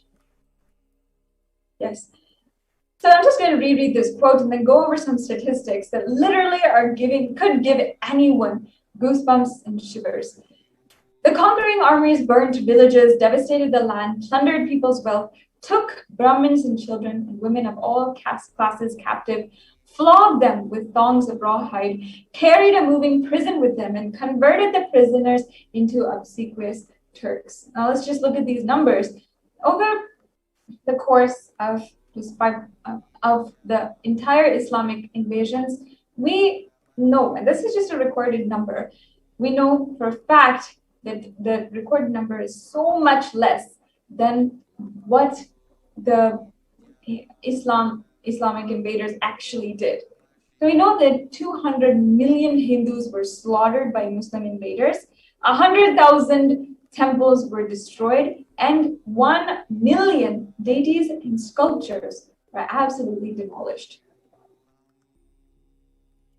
And now there was a physical brutality, physical phase of the Islamic invasion. But that is not the end of what we've been through. After the Islamic invasion, the British occupation of India started. Now, before I enter into this segment, I'd like to first ask each and every one of the viewers. So even the way that we are defining this phase in the Hindu civilization, the Hindu history, is called the British occupation. In our textbooks, it's called British occupation. But some of the laws of the so-called British occupation in India are exactly similar and parallel to slavery that happened in the United States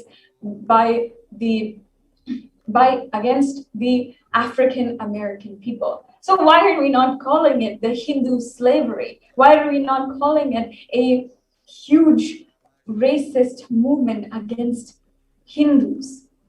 Instead, it is called the British occupation. With that, I'd like to go into some of the gory details of what the British did in India resulting in so many million more people's death and literally the destruction and enslavement of an entire civilization. From 1700 to 1947, the economic and psychological destruction of the Hindu civilization occurred. And this is also another description from Will Durant, a celebrated historian commenting on the British rule in India in 1930. He's saying, I've seen a great people starving to death before my eyes, and I'm convinced that this exhaustion and starvation are due not, as their beneficiaries claim, to overpopulation and superstition, but to the most sordid and criminal exploitation of one nation by another in all recorded history. Now let's take a look at this in the real picture. 1947, what was actually going on by the British? It was the time of World War II. It was a time when another part of the world was going through a huge amount of genocide. But what was a supporter, a so-called ally, doing in India at the exact same time? Causing the deaths of millions and starvation. The British occupation meant using all of the gold and looting so many different people, so many different treasuries, straight and giving that straight to the mainland kingdom in England. Now, British occupation used all possible means to destroy Hindu civil and cultural institutions in order to delegitimize and demoralize the indigenous people of India so that they can become slaves in their own homeland. And let's say this again, it's not an occupation. This is straight out slavery of an entire civilization. But we have not even done our due diligence in changing the textbooks of Hindu history. It is not an occupation. I'm sorry, but it is a slavery of entire civilization. And let's go over some of the points that make it so. One, discriminatory laws to instill feelings of racial inferiority. Didn't this happen in the United States with the Civil War? Engineered famines to starve natives into submission. Annexed Hindu kingdoms to undermine native rule. Another thing that has happened to so many Native Americans in the Americas. Annexed Hindu kingdoms to undermine native rule. Mistranslated Hindu scriptures to instill anti-Hindu narratives. Didn't this happen as justification? Propaganda in the Jewish Holocaust? Destroyed indigenous Gurukul education systems. All education systems, all schools for even Jewish children were destroyed and were no longer legal under the Nazi government in Germany. Just put the parallels to a test here. If you see that it is a genocide, but Hindus have not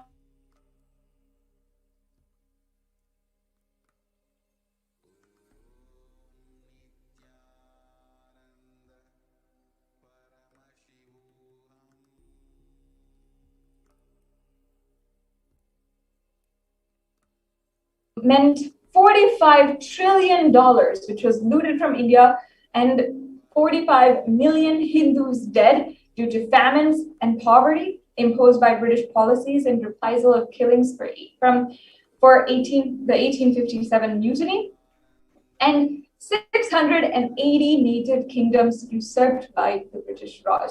One quote that we have here from Sashi Tharoor, one of the Indian members of the Indian Parliament, the British came to one of the richest countries in the world. Over 200 years of exploitation, looting, and destruction reduced it as a poster child of third world poverty. And this sums up literally exactly what the British occupation did in India. Now we have phase 3. After the 1947 partition or the independence of India, so-called independence of India, until the present day and age. This quote is from Jawaharlal Nehru, from his book, The Prison Diaries from 1935, where he says, "What a disgusting, savage people we are. Politics, progress, socialism, communism, science, where are they before this black religious savagery? India can never be a Hindu republic." Unfortunately, at this time, it is important that these people had literally solicited India, a Hindu country, in order to snatch it away from its roots. Yes, the next slide, please. We have also B.R. Ambedkar, India's first law minister and principal architect of the Indian Constitution, the Pakistan or the partition of India. He's saying, if Hindu Raj does become a fact, it will no doubt be the greatest calamity for the country. No matter what the Hindus say, Hinduism is a menace to liberty, equality, and fraternity. It is incompatible with democracy. Hindu Raj must be prevented at any cost. These people who had designed the inhabitants of India, designed the constitution of India after the British occupation of India, had literally made it such that no Hindu could stay safe in India. And Hinduism was thus literally wiped from any kind of law. The modern Indian legal system, academia, and media all systematically undermine, suppress, and delegitimize Hindu institutions and culture. And here are some of the points in which they do so. India's constitution established government control and taxation over Hindu temples, schools, etc., while religions are free from interference. Articles 26 to 30 of India's constitution discriminate against Hindus by giving special rights and benefits to non-Hindus. That means that non-Hindus got rights to scholarships, got rights to different minorities, got different minority rights. However, the same kind of rights were not applied to Hindus. Hindu kingdoms and self-governance was there, but was then abolished entirely. Anti-superstition laws were passed to criminalize Hindu practices. Mainstream Indian academics described Hindus as sexist, racist, backwards, and oppressors. And negative media portrayals of Hindus in Bollywood and TV go on until today. In even the most recent releases from Bollywood and different media houses in India, anti-Hindu narratives are one of the most popular and one of the most circulated in mainstream media. Media narratives are used to stereotype and demoralize Hindus. And this is going on from the last point which I said. Bollywood and other mainstream media outlets consistently portray Hindu gods and gurus as cartoonish, dishonest, corrupt, and sex in a manner similar to the British imperial propaganda. Media narratives are used to shape human consciousness and further political agendas. Now, this is accepted by all people, that media is an extremely potent weapon used in order to control a certain public. And we know it now. Each and every one of us is not new to this. We know that media plays a role in what the public knows and how the public is reacting. So how media is portraying Hindu gurus, Hinduism, and Hindu traditions matters a lot. If we are not able to see that, then if we're not able to even recognize what the media is doing and stand up for it, then what Hindus do we call ourselves? Racist British colonial stereotypes have been literally perpetuating in today's media, in literally some trailers for movies that are being released in 2021 and 2022. What have we done about this as Hindus? Each and every one of us. Have we even written as much? Have we ever come out and rioted on the streets for it? Not even rioted, even just a peaceful protest. Have we done anything for it? This brings us to the next part of this segment, the revival of a Hindu nation. The supreme pontiff of Hinduism is the only Hindu leader who has been courageous enough and has done the hard work in actually reviving a Hindu nation. We have seen how the leaders who were creating India in its new beginning in 1947 literally pushed aside and made it illegal, made it absolutely irrelevant to bring a Hindu nation back into the world. But it is the Supreme Pontiff of Hinduism himself who is reviving a Hindu nation. And this quote I'd like to read out of what the Supreme Pontiff of Hinduism himself declared boldly against the anti-Hindu militant forces, and in order to revive and resurge Hinduism from a 5,000-year Hindu Holocaust. The Supreme Pontiff of Hinduism declared, during the time of Mahabharata, we had 56 deshas, 200 states, 1,700 sampradayas, and 10,000 sampradayas and traditions. In all 56, we Hindus are persecuted. In all 56, we Hindus have lost all of Hindus, or we are a dying population. The last one to fall is Nepal. Supreme Pontiff of Hinduism says, I am the collective voice of all persecuted Hindus. I will revive and rebuild a Hindu nation. Build on Vedagamic principles as a refuge for all practicing and aspiring Hindus, a safe haven for all persecuted Hindus. And this is not just Hindus in India, but Hindus in Pakistan, Hindus in Malaysia, Hindus in Cambodia, Hindus across the world who are literally dwindling in population. There are Hindus being converted every single day. There are Hindus dying every single day. And today, during the Pralaya, in India, there are Hindus dying in mass numbers. But what is the Supreme Pontiff of Hinduism doing? And not only this, the Supreme Pontiff of Hinduism has come down as the incarnation of Paramashiva on planet Earth for the very purpose of reviving Kailasa and bringing superconscious breakthrough to the world. This revival of Kailasa, the Hindu nation, is for reviving the whole life of enlightened civilization and all great things it has to offer to the world, bringing legitimacy to all the offerings of Sanatana Hindu Dharma and sharing it with whole world is the purpose of Kailasa, the Hindu nation. Now let's understand the administration of Kailasa as per what the Supreme Pontiff of Hinduism declared. Kailasa is the revival of a cosmic constitution. Kailasa is the model nation of how enlightened civilization should be living and administered. Politics, judiciary, education, economy, everything will be revived as Paramashiva revealed in the Vedagamic Sanatana Hindu Dharma's scriptures. Being one of the most persecuted civilizations, Hinduism is on the brink of extinction, such that the next generation of Hindus may not even know Hinduism through only history books. And now let's just have a straight talk here for all the viewers. Do we know Hinduism? Are we practicing real Hinduism?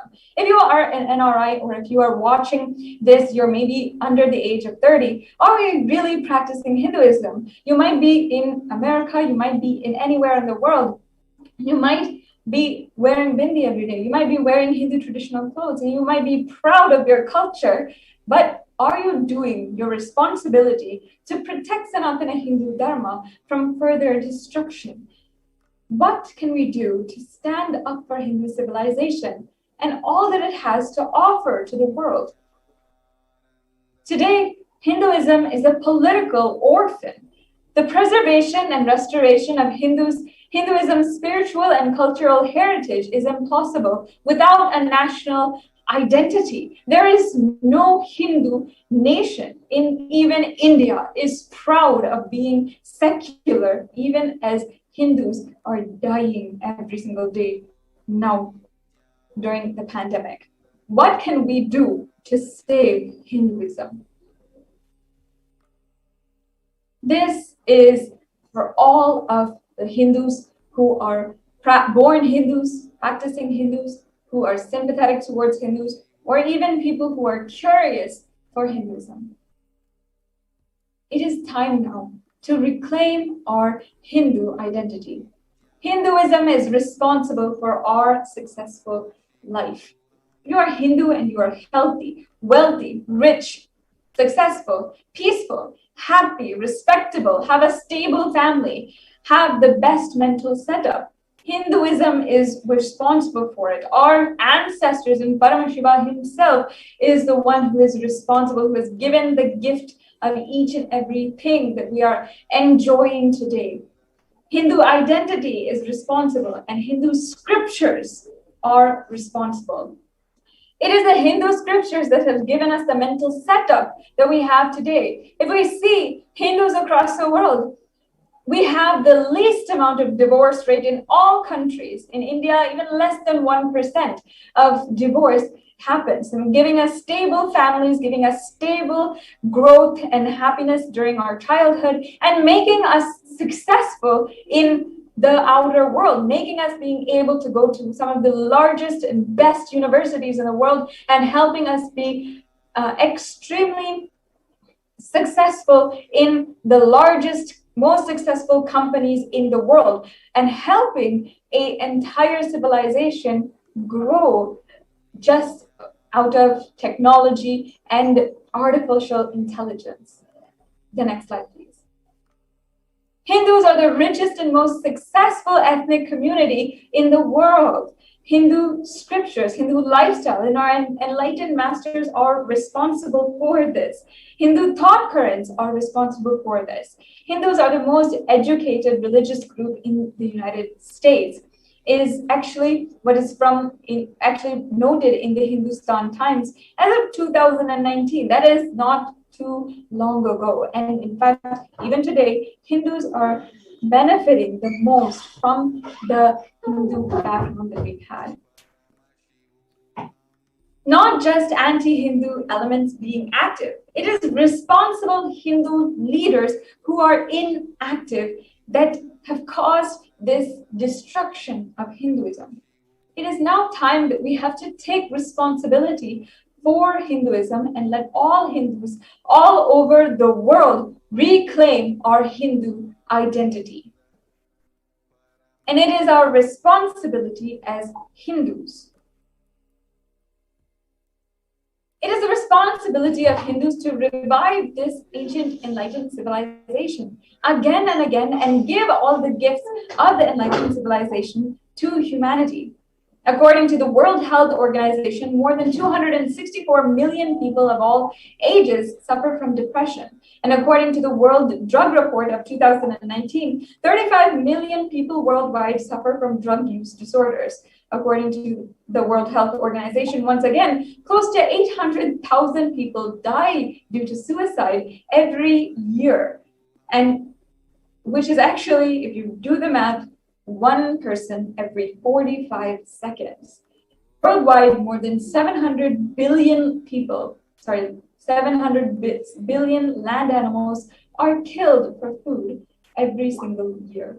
The revival of the ancient, enlightened, civilizational nation, Kailasa, is a survival need to humanity. Leave the pandemic aside. Even 2 years ago, these statistics were there. We were worried about global warming. But if we had followed Sanatana Hindu Dharma and scriptural truths, the solutions given by Paramashiva himself and revived by the Supreme Pontiff of Hinduism in our scriptures, if we had just followed that with absolute adherence and integrity, we would not be in the situation that we are in today. This is an invitation to all Hindus. If you are born Hindu, practicing Hindu, sympathetic towards Hinduism, or curious towards Hinduism, wanting to explore Hinduism, you can become a part of this revival.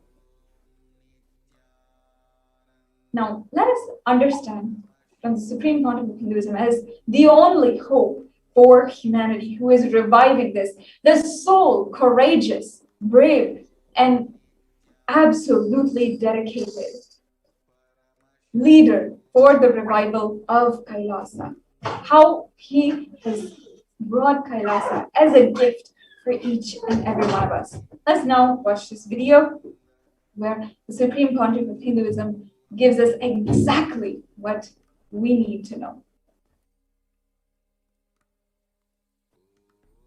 Contribution.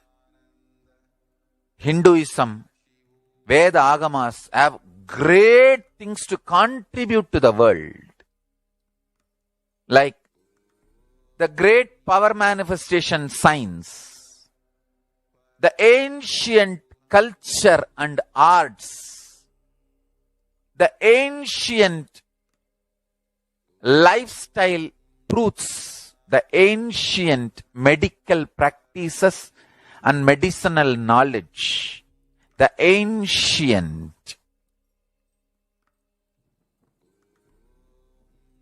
indigenous cultural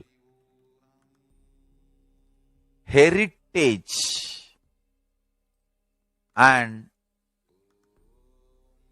jewelry, perfume, dance, music. In every level, Hinduism has so much to contribute. Veda Agamic traditions have so much to contribute.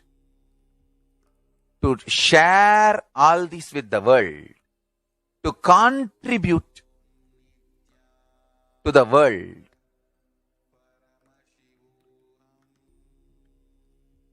Hindus need to tell the world what they are contributing in every level. The brand of Hinduism itself is enriching and empowering and enlightening. Hinduism is all about enlightening the world. Empowering, enlightening, enriching the world. Contributing.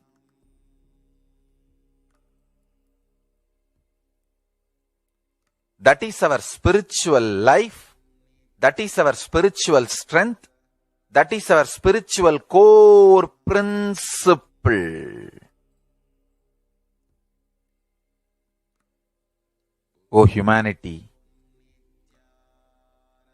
I request you with folded hands, some one corner of the world, if you just give me few hundred acres, I will keep this whole science alive. Leave it for the whole humanity freely. Fortunately, Paramashiva has given me the power to decode all this Hindu medicinal system, Hindu judiciary system, Hindu social law and order system, Hindu power manifestation system, Hindu mental sciences system, Hindu yogic sciences, the sciences of Hindu biology, Hindu physics, Hindu psychology, Hindu physiology, Hindu chemistry, all this Paramashiva has given me the power to decode. Whatever the remaining scriptures are available with the humanity, Paramashiva has blessed me, and I have collected, not only I have collected and organized, I can decode. This whole science can be kept alive in any one corner of the world. Just few hundred acres are given for me to live peacefully and exist peacefully. I can store this whole thing alive and contribute it to humanity. Humanity can become better and better and better. I can make the planet Earth so much better place to live. I am here to contribute, and I will continue to contribute.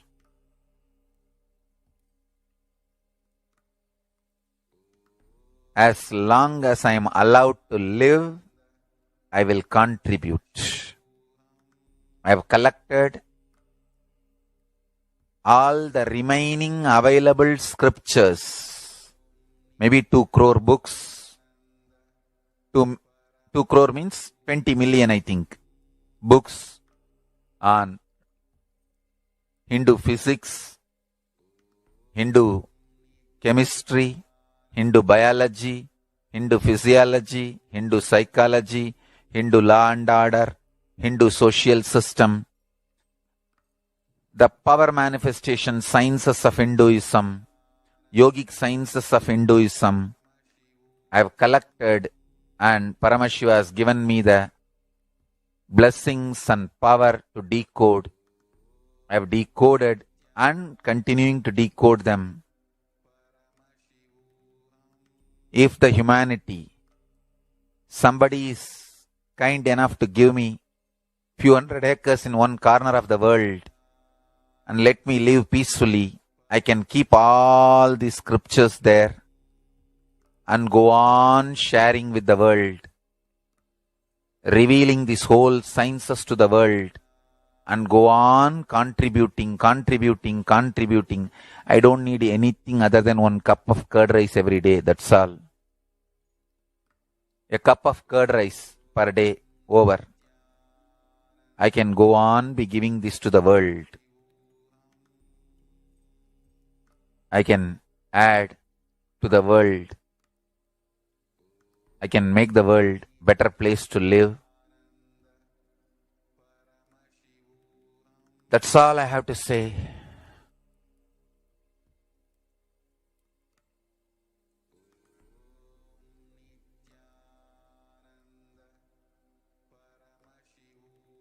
Thousands of medicines are described detail in ancient Siddha and Ayurvedic scriptures. Paramashiva has given me the power to decode them, read them, and properly translate and map them to the modern day human language. And I am ready to work 20 hours a day. I just need few hundred acres where I can sit peacefully and keep this library, run a Gurukul where thousands of people can learn this and share it with the world, understand.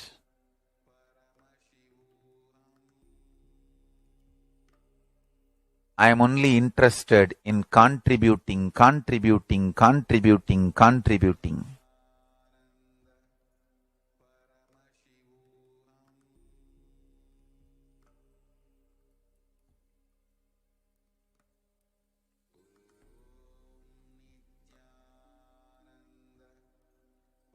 If we can decode all this great knowledge, whole world can prosper from this knowledge. Whole world can enjoy from this knowledge. If I prosper, I will only create a university. I will not create anything else. If the Hindus prosper, they will only create education institutions. Because Hinduism is all about giving, contributing. If I prosper, I'll create university, that's all. Kailasa is all about university, to decode the ancient sciences and share with the world. Understand? Every day I am sitting and going on decoding, writing notes on my books and writing details on my books. Whether it is making human beings manifest powers, and I have also now started downloading and decoding the science of making animals manifest powers. Whether making people manifest powers or healing,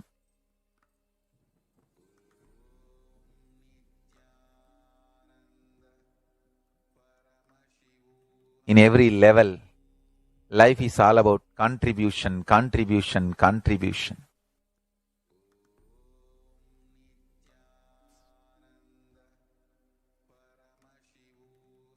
If you understand, hear, listen to the words of the Supreme Pontiff of Hinduism, you will understand why Kailasa is needed.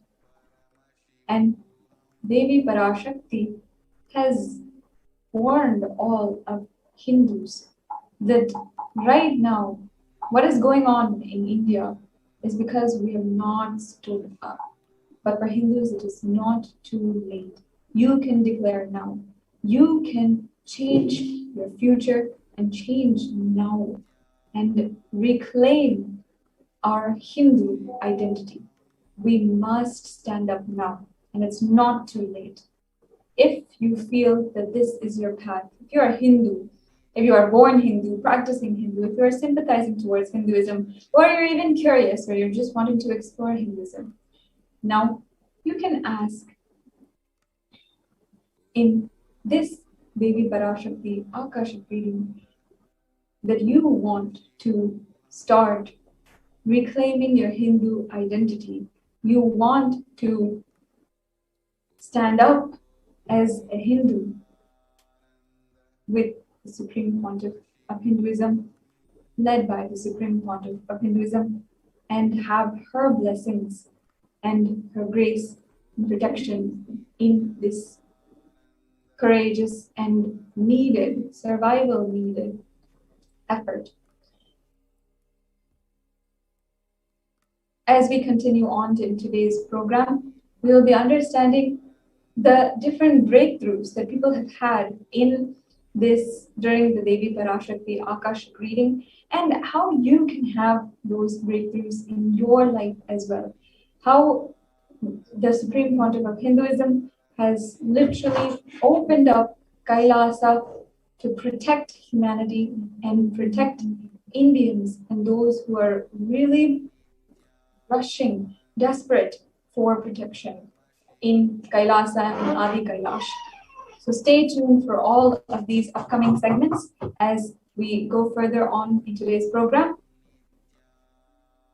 For now, we will take a quick break and get right back with you.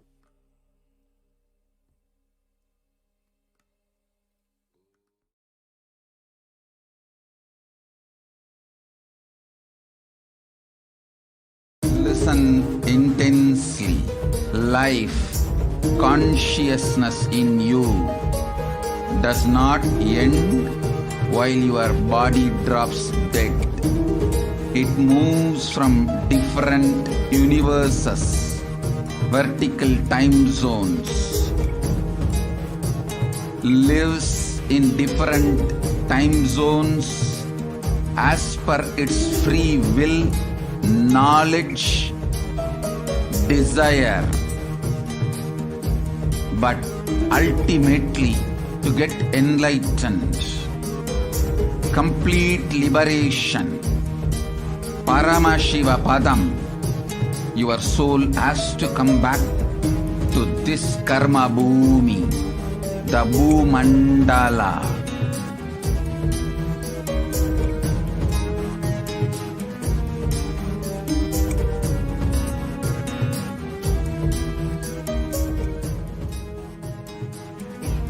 This Bhumandala and the Jati ecosystems, the caste ecosystems,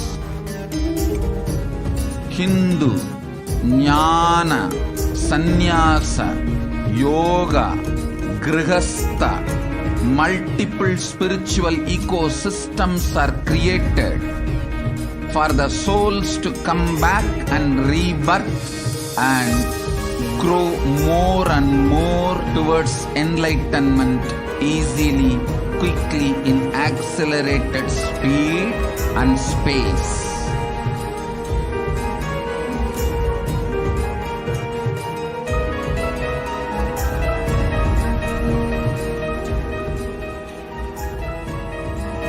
Understand the secret of Sayujya Mukti. Your Kundalini Shakti, experiences the bondage inside your body due to compulsive sexual appetite. All the male bodies building intense yogic body through yoga and pranayama, building the mind of Tyaga centric, will heal your compulsive sexual appetite and make you reach Sayujya. All female bodies, love-centered care, serving every being will liberate you from the compulsive sexual appetite and make your Kundalini reach Sahasrara, which is Kailasa, Paramashivapada, Sayujya.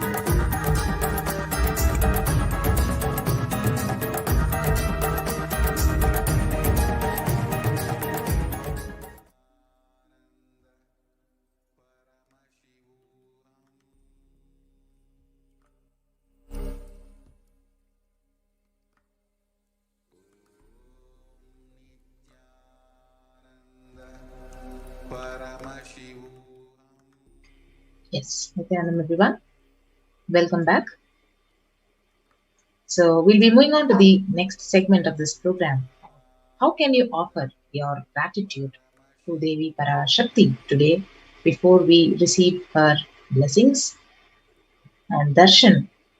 So what are the various offerings to Parashakti? So before we move on to that, let us understand the significance of offering.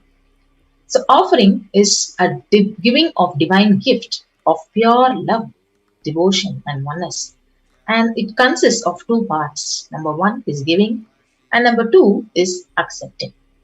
So only when the divine accepts what one offers, the offering itself, it becomes complete. So offering is not made out of any fear or greed. So when an avatar, he lands, the offerings are purely a part of the grand Leela, played only for the purpose of enlightenment. So let us understand more about the significance of an offering and what are all the offerings we can offer to Parashakti. So before that, we will enter into the Dhyana Sloka from the Moola Agama of Manomuni Dhyanam. It says, Induni Baveda Karavagni Yanam Syat Pankaja Barabaya Japaksha Sarayuktam Angahimabhushana Vichitra Vasanam Syat Tungamakutojvala Manonmani Swarupam. Yes.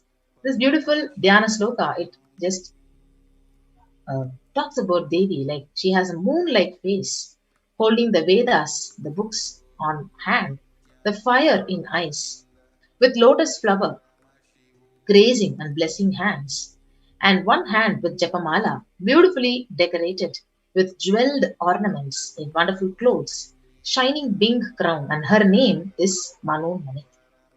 And we have the next Dhyana Sloka which says, Dhyaye Devim Trinetram Sashini Bhavadanam Veda Hastam Dadanam Savye Padmam Varadama Pare Chabayam Chakshamalam Divyairabharanai Vibhushitatanum Brahmadi Vipujitam Devimeva Manonmanim Pratidinam Kamarta Datrim Shubham. So this Dhyana Sloka beautifully explains, I meditate on Devi with three eyes, glowing like a moon, and hold the Veda, the lotus, and grazing with blessing and grazing hands. She is wearing beautiful ornaments. She is worshipped by Brahma and other many gods, and showers auspicious boons for all the actions every day. So let us now understand the significance of the divine element gold. So the gold is a divine element. It purifies anything it touches. It is an element of spiritual significance and great spiritual power of healing and enlightening. The vibration of gold has a power to infuse sattva energy and positive thought currents in anyone who wears and anyone who sees or operates in its vicinity. So gold is literally present in all the scriptures, the Vedas, the Agamas, the Shastras, the Itihasas, the Puranas. So in all Hindu scriptures, it is abundantly displayed that gold is the most auspicious and the purest metal which purifies our being. So in Hindu civilization, everything was built in gold, exchanged in gold, and even the ritual feasts were offered in golden bricks. So when one was to be saved from life-threatening illnesses, gold was offered as a ritual fee. Gold was in abundance and it was used for weighing equivalent amount of commodities, including cows. So kingdoms were built with huge doors of gold, and the streets would have huge columns and huge archways of gold. So horses and cows were dressed up in gold. So the Hindu civilization literally thrived on the banks of the river of gold. Indus River was called as the Hiranmaya, the river of gold in Rig Veda, and the river Saraswati was called Hiranyavartani in Atharva Veda. So gold is the supreme element for offering the gifts to ones you love and revere. So temples are constructed and paved in gold. Deities are made in gold, decked and adorned in gold because it preserves the enlightenment energy for thousands of years and it lasts forever. So with that beautiful importance of the significance of offering gold to Devi Parashakti. Now let us understand what is the first offering to Parashakti. The first offering is E-Hundi offering. So you can offer any amount as a kanikal, as a deep token of gratitude to Devi Parashakti at her feet. So the beautiful Shastra Pramana, it says, Bhakti Priya Bhakti Gamya Bhakti Vashya Bhayapaha Shambhavi Sharadaradhya Sharvani Sharmadayini. So Devi is fond of true devotion and is realized through true devotion. She can be won over through true devotion and she removes all the fears. So literally you can offer any amount at the feet of Parashakti and you can manifest whatever you want as your reality and your name will be chanted out during the puja. The puja is offered to Parashakti. So you can offer any amount to as an E-Hundi offering to Devi Parashakti. Next offering is the Sankalpa chanting. So the Devi Mahatmyam, it beautifully says, Tayaitan mohyate vishwam saiva vishwam prasuyate sayachitta chavijanam tushtarudhim prayaschati. So the goddess enchants this universe and she herself gives birth to this universe. That goddess, being prayed without interest in anything, gives that knowledge that leads to salvation and gives wealth in materialistic sense. So you can offer the Sankalpa chanting, the conscious resolution, receive the blessings from Parashakti, and whatever wishes you're yearning for to make it into reality, you can actually offer the Sankalpa chanting and avail this opportunity from Devi Parashakti. So you can offer the Sankalpa chanting at $1. The next offering is the Sahasranama Swarana Kasu. So the Lalita Sahasranama verse, it says, Nama Parayana Prita. She who likes the repetition of her various names. So this is an offering of the 1008 names of Devi Parashakti and it is a very special and unique archana which is offered to the Mahameru of Devi Parashakti. So you can offer this golden coin which is inscribed with each of these 1008 names of Parashakti and literally awaken all the divine qualities, the Ananta Kalyana Gunas of Parashakti inside of you. So it is available at $755, $151 and $251. So the next offering is the offering of the finger ring with a pearl, the Mukta Anguti. So the Meenakshi Pancharatna, it says, Mukta Harala Satkirita Ruchiram Purnendu Vaktra Prabham Shinjannu Pura Kinkini Manidaram Padma Prabhavasuram Sarvabhishta Falapradam Girisutam Vani Rama Sevitam Meenakshim Pranatosmi Santatamaham Karunya Varam Nidhim. I bow to the goddess Meenakshi, whose crown has garlands of pearls and the face shining like a full moon, who wears anklets that are studded with gemstones and has small bells, who is shining like the splendor of lotus, who grants all the wishes, the daughter of the mountain, who is worshipped by the goddess Vani and Rama. I remain ever bowing to the goddess Meenakshi, the ocean of compassion. So literally you can offer this finger ring, the pearl finger ring to Devi Meenakshi and receive the blessings to be showered by her compassion and pure love in all your business endeavors. So you can offer this finger ring with the pearl at $251, $501 and $750. The next offering is the Swarna Padma Pushpam, the golden lotus. So the Kamikagama verse, it explains all the kalasas should be wound around with suitable thread and covered with new cloth. So they should be adorned with lotus flower made of gold. So the significance of lotus flower is very beautiful in the Hindu tradition, that hundreds of scriptural references are there where each of the worships, it involves the lotus flower, the lotus pericarp or the lotus petal. So it is itself is a divine flower. So you can offer this lotus flower of any size you wish to, and you can receive the blessings of Parashakti, literally to awaken the state, the space and the powers of Parashakti in your inner space. So any kind of an adverse situation you're facing in your life, you can offer the Swarna Padma Pushpam, the golden lotus, and remove the obstacles. So you can offer this at $600, and you can go into the link tiny.cc/devi-offerings.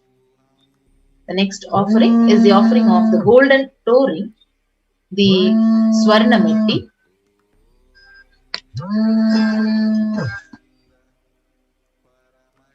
Yes. So the beautiful verse, it explains, you whose brightness from the toenails destroys the darkness of ignorance from the minds of devotees who prostrate at your feet. So literally when you offer the story, you're touching the feet of Devi Parashakti and holding on to her feet and getting her blessings even in the most difficult aspects of your life. So you can offer this Swarna Metti at $750. So the next offering is the offering of the Swarna Mangtika, the golden hairline jewelry. So Sudha Sarabi Varshini, she who makes the nectar flow in all our nerves from the Sahasrara. That means she gives the very pleasant experience of the ultimate.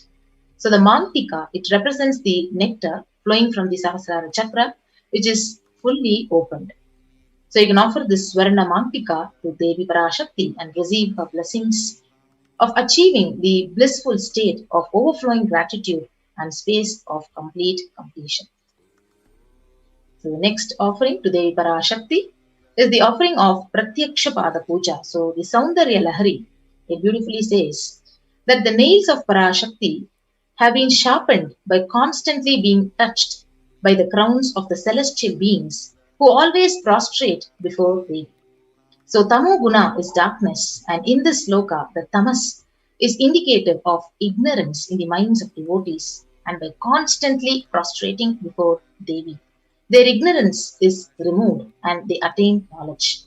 So you can offer this Pratyaksha Pada Puja to Shakti and receive all the blessings and auspiciousness of the Supreme Pontiff of Hinduism, His Divine Holiness Bhagavan Nithyananda Paramashivam. So you can offer this Pratyaksha Pada Puja at $1,008.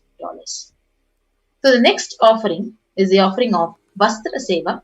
So the Vastra Seva is also a part of the Pratyaksha Pada Puja. So you can also offer this Vastra Seva and receive the blessings from the Supreme Pontiff of Hinduism.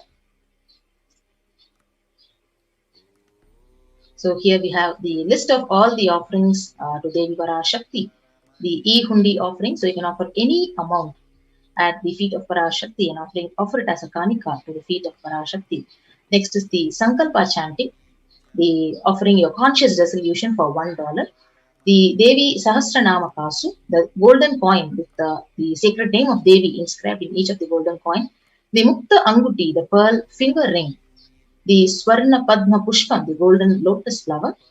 The Swarna Metti, the golden toe ring for the lotus feet of Devi Parashakti. The Swarna Mangtika, the golden hairline jewelry. The Pratyaksha Pada Puja and the Vastra Seva. Yes. So with that, we have the link to which you need to be going on and offering your seva by making an online payment. So you can go to the link and click on to tiny.cc/devi-offerings and make your payment to offer your seva, offer any of these sevas which are mentioned and offer your deep gratitude and devotion to Parashakti. And once you make the online payment, you can submit your details for offering your puja, the names to be chanted in the link tiny.cc/sankalpa 2021.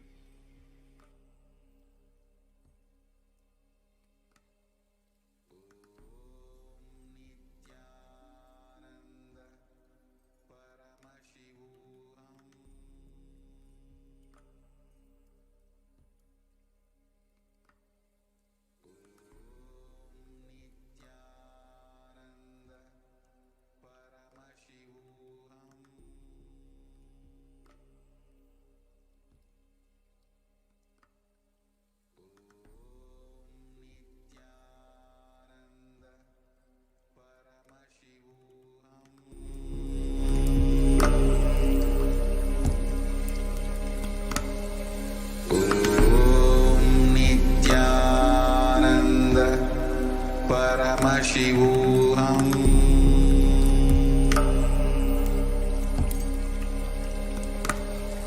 Om Nithyananda Paramashivoham.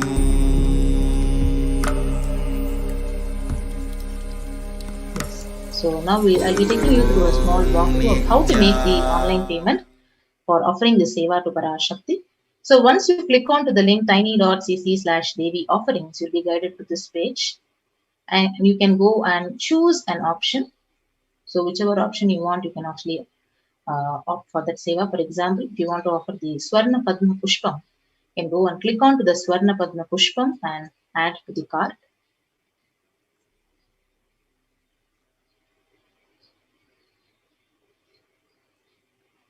So once you add to the cart, you can move and you can proceed to check out the next link. So once you proceed to check out, you'll be guided to this page where you need to fill out all your billing details, your email addresses, and your name, and then you can place your order. So after you place your order, you can go to the next link to submit your names for the Sankalpa chanting. Go to the link and click on to the next and fill out all the details, your name, your country, and all your details, and select the Devi Parashakti Bhava Samadhi Darshan option. And once you click on to the next, your names will be chanted during the puja. So this is one more option where you can offer your e-hundi offering to Parashakti, your Panikai. So under the live stream option in the YouTube, you can go ahead and click the super sticker and the super chat option to offer your e-hundi offering to Parashakti. So these are the various ways you can offer the sevas to Parashakti today during the Akashic reading and Bhava Samadhi Darshan of Parashakti herself. So with that, we come to the conclusion of the session and we'll be going on to the next segment of this program after a short break.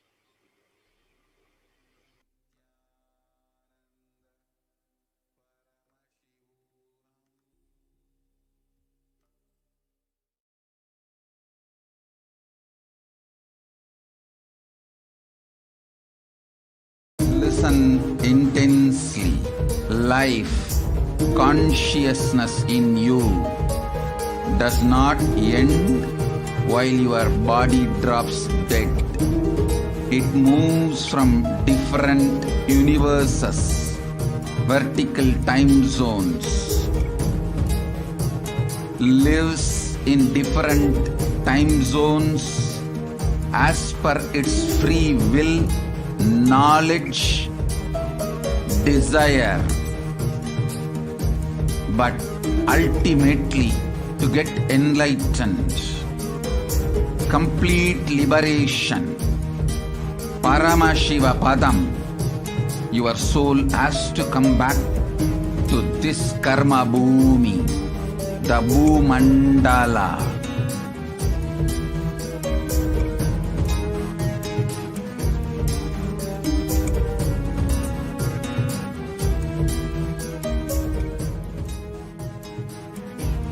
This Bhumandala and the Jati ecosystems, the caste ecosystems,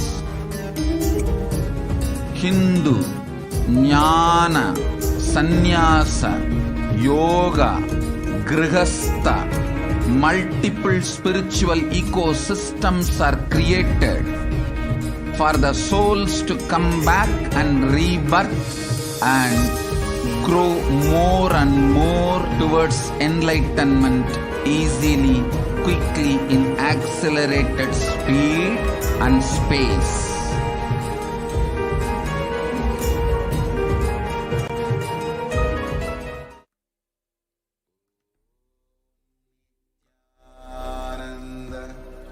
Paramashivoham.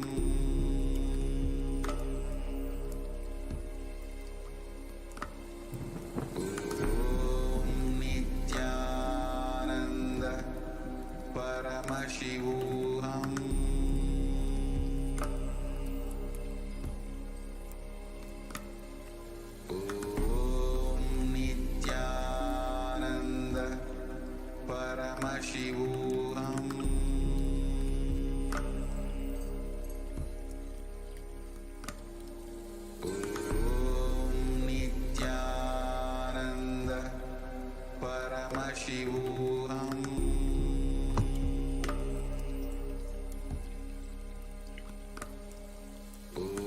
Nithyananda. The next segment is about Kailasa's multi-layer quarantine opportunity for India during COVID-19.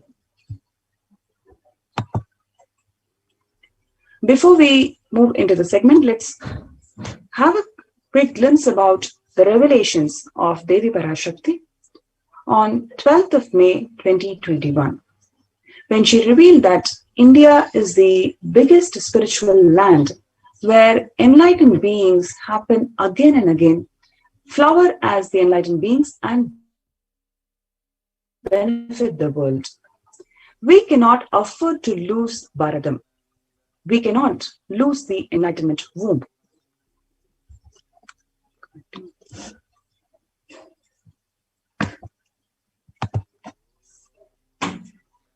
In order to save the world, save the cosmos from the cosmic deluge, I built a ship called Adi Kailasa. In order to protect the humanity from the cosmic deluge, I gathered together all the spiritual energy of the cosmos and built the ship called Adi Kailasa.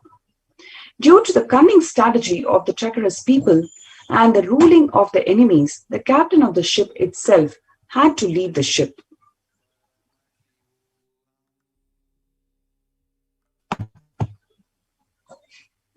Now, let all come and take a good bath, get protected, and get healed and get all the benefits.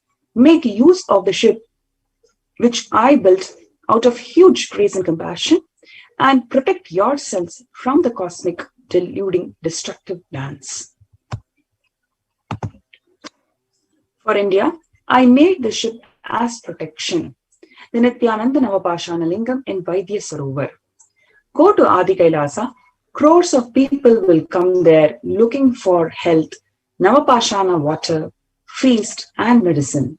To get the health and protection and enlightenment, for all of them give Annadan. To protect India from great destruction, I, Parashakti, make this huge ship. Even if the captain of the ship is not there, ship is there. So what we saw from the revelations of Devi Parashakti, even if the captain of the ship is not there, the ship is there.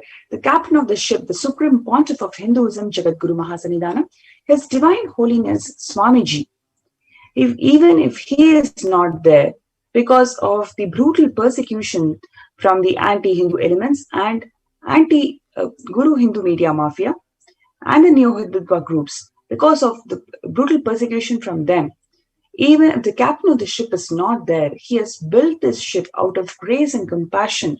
He has built this Adi Kailasa Sarvanya Peetam, where the Nithyananda Lingam is installed 12 years before. And now it is going to get ripened. The whole energy is going to get ripened on the occasion of Guru Purnima, which is going to protect the entire humanity from the ongoing pandemic. Just if you see today's COVID-19 stats, it's a 63.8K. India sees rise in the new cases. About 1K plus deaths are being recorded.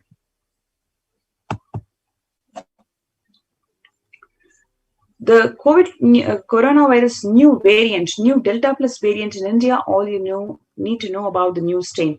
So finally, the community, scientific community has now identified the new variant. So far, the new variant was not identified, and that led to medical diagnostics problems. But finally, they have found out the new Delta variant. But even then, after finding out, there's going to be still more issues from the medical community in terms of developing the assay and diagnosis further.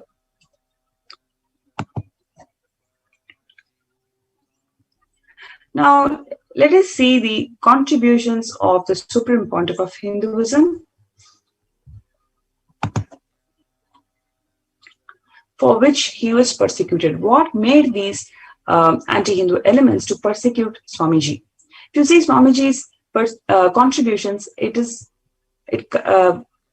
covers a wide range of humanitarian efforts, religious efforts, reviving the religious authentic legitimacy of the Sanatana Hindu Dharma, and reviving the spiritual legitimacy of Hinduism. So the meditation classes were conducted in local schools by the Kailasa's White Om International Agency, Sovereign Order of Kailasa, which is personally guided and blessed by the Supreme Pontiff of Hinduism. And you can see here in 2004, the secondary school students were blessed to learn the truths of life and underwent powerful meditation under the guidance of the Supreme Pontiff of Hinduism way back in 2004 itself. In 2006, Swamiji guided the school students again in the super conscious living. This is one Trichy in Tamil Nadu. This is way back in 2008 with the engineering college students.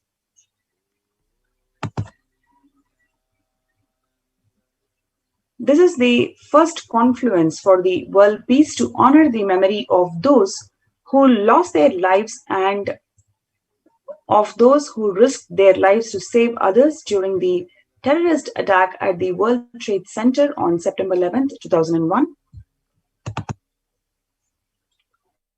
This is from the Peace March to unite the people of all the religions for peace was initiated by heads in southern India. This is from January 2009.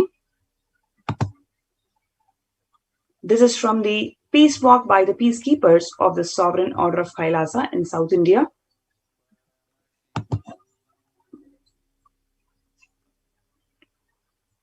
Even with a fractured hand, the Supreme Pontiff of Hinduism was engaged in selfless work day and night, inspiring the peacekeepers of the Sovereign Order of Kailasa to engage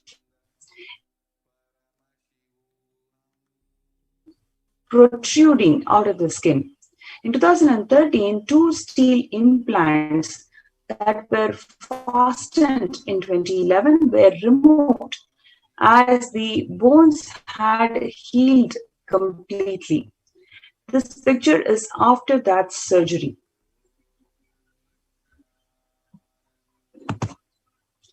And here you can see in 2006, a monk of the Sovereign Order of Kailasa donating blood. This is from 2009, the representatives of Kailasa's Red Om handing over their collected donation for Karnataka's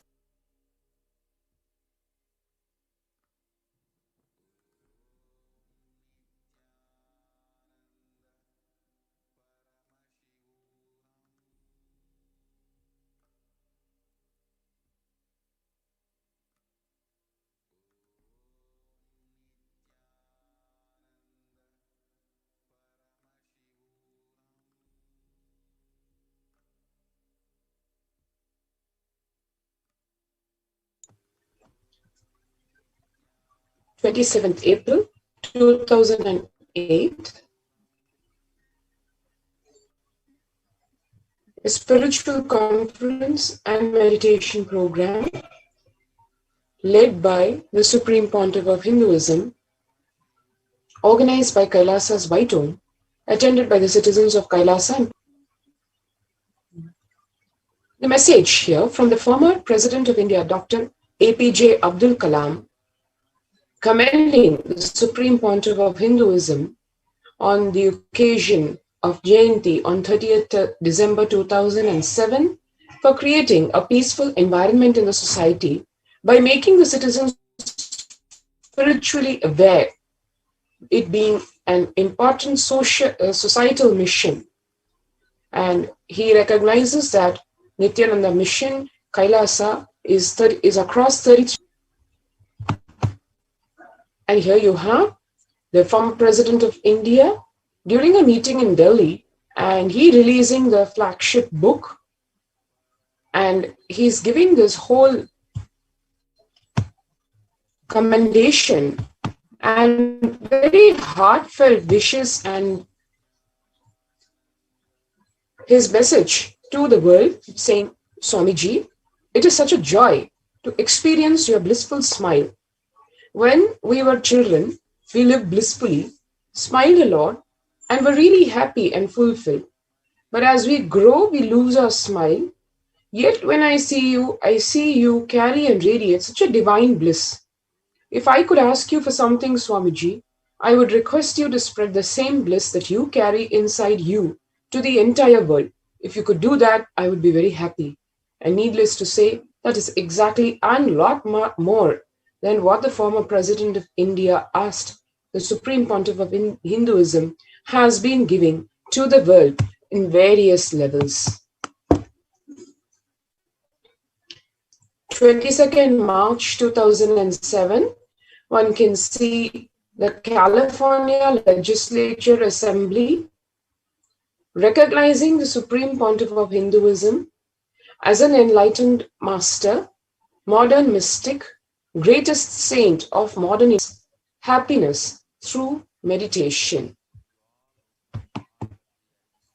9th November 2007, the Senate of the State of California recognizing the Supreme Pontiff of Hinduism for his spirit, dedication, efforts to raise awareness of the Vedic tradition and to usher positively on global peace and universal brotherhood.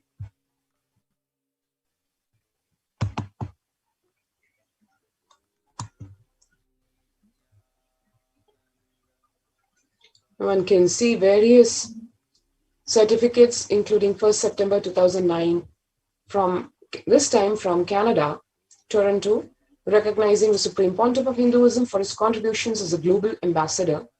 Across India, across the West, US, Canada, the Supreme Pontiff of Hinduism, his efforts to bring about a complete transformation, superconscious breakthrough in humanity, being recognized by worldwide leaders.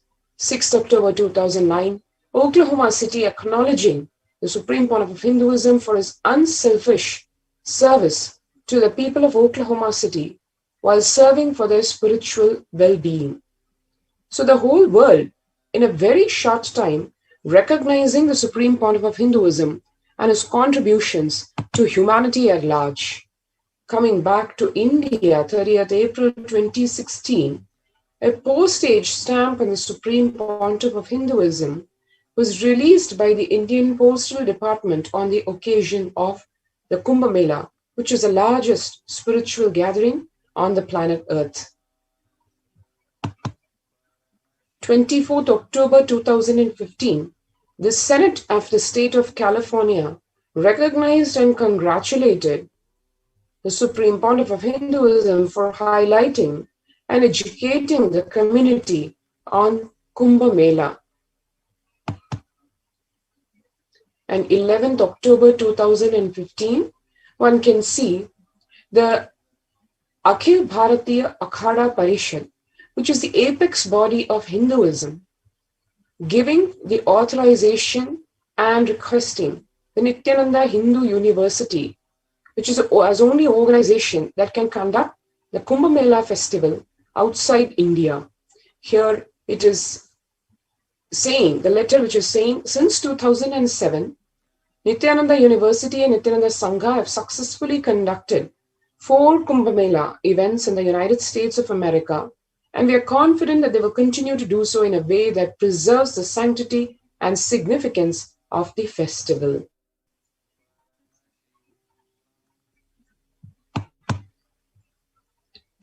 September 2017, the Supreme Pontiff of Hinduism was awarded the Guinness World Record for the largest rope yoga class, Kundalini Raju Yoga.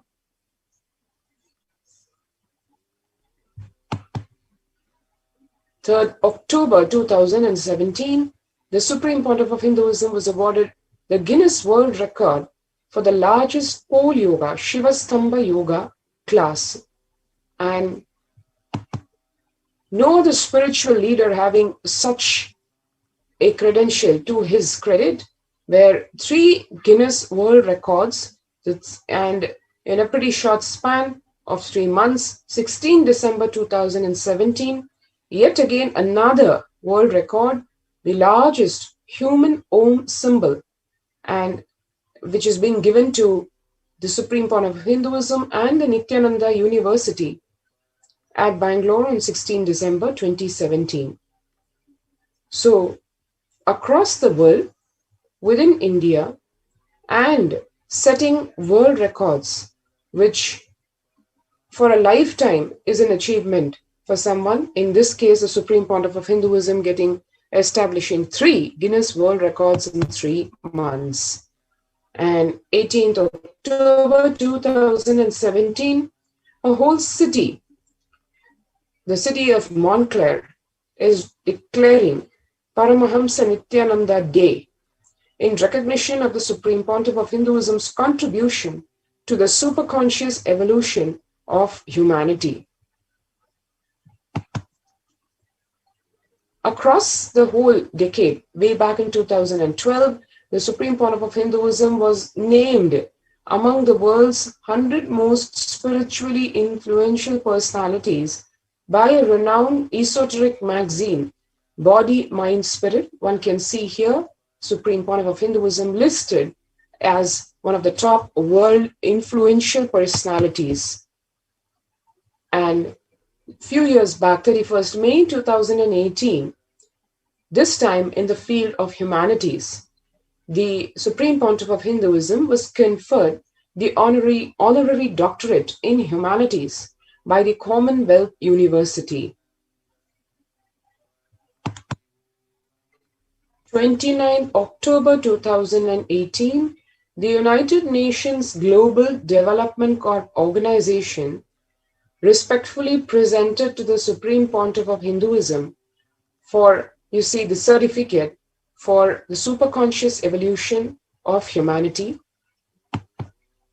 25th April 2019, the Azteca University in Mexico recognized the tremendous scientific contribution made by the Supreme Pontiff of Hinduism in the field of superconsciousness and awarded him an honorary doctorate in the sciences for this.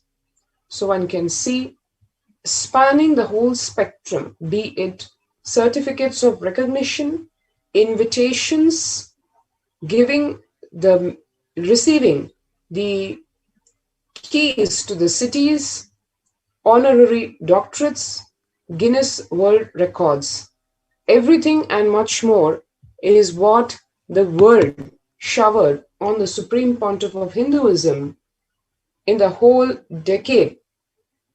From the time the Supreme Pontiff of Hinduism entered his public life in a huge way back in 2000, right up to 2010, and the second decade, where after the massive persecution done to the Supreme Pontiff of Hinduism, he not only continued but intensified his contributions to humanity, and humanity yet again the world recognized the contributions of the Supreme Pontiff of Hinduism. Before we go into the next segment on what the world gave back to Hinduism, let's take the time to register ourselves to join the COVID Care Protection Center, which, as we just saw a little while back, the COVID-19 pandemic taking the lives of millions, especially India, affected very badly by this COVID-19 pandemic and its repercussions, its other morbidities and accompanying infections, be it black fungus, white fungus, yellow fungus, or what came out yesterday, green fungus. If one wants to protect oneself, as Devi Parashakti revealed, register even below https://kailasa.org with a Kailasa care. Let's take a few minutes to register ourselves at this link.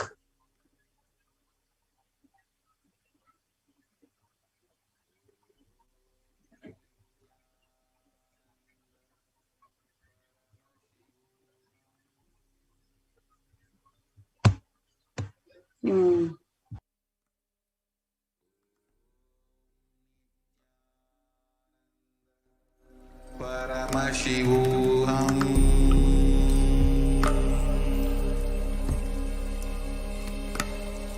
Om Nithyananda Paramashivoham.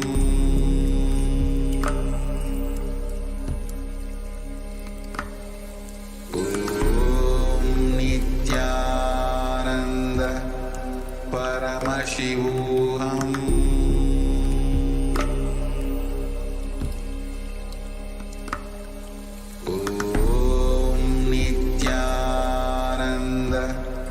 Paramashivoham.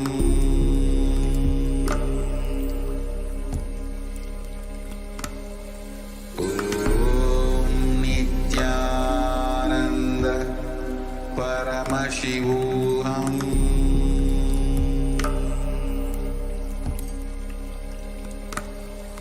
Om Nithyananda Paramashivoham.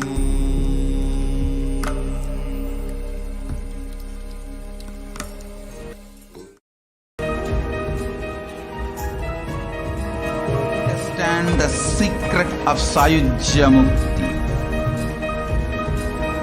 Your Kundalini Shakti experiences the bondage inside your body due to compulsive sexual appetite. All the male bodies building intense yogic body through yoga and pranayama, building the mind of Tyaga-centric, will heal your compulsive sexual appetite and make you reach Sayujya. All female bodies, love-centered care, serving every being will liberate you from the compulsive sexual appetite and make your Kundalini reach Sahasrara, which is Kailasa, Paramashivapada, Sayujya.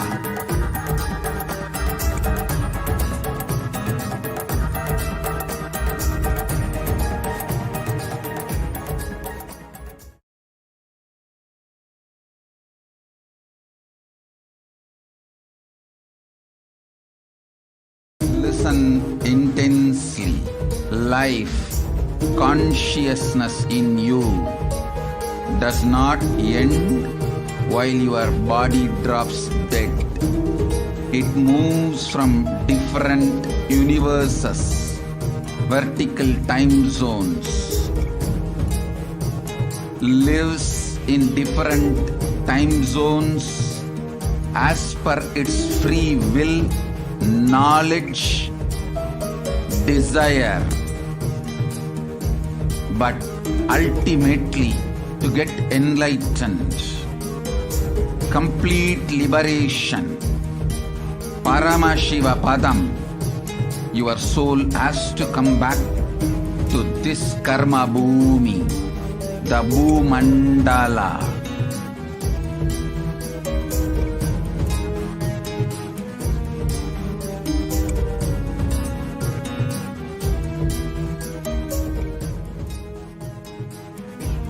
This Bhumandala and the Jati ecosystems, the caste ecosystems,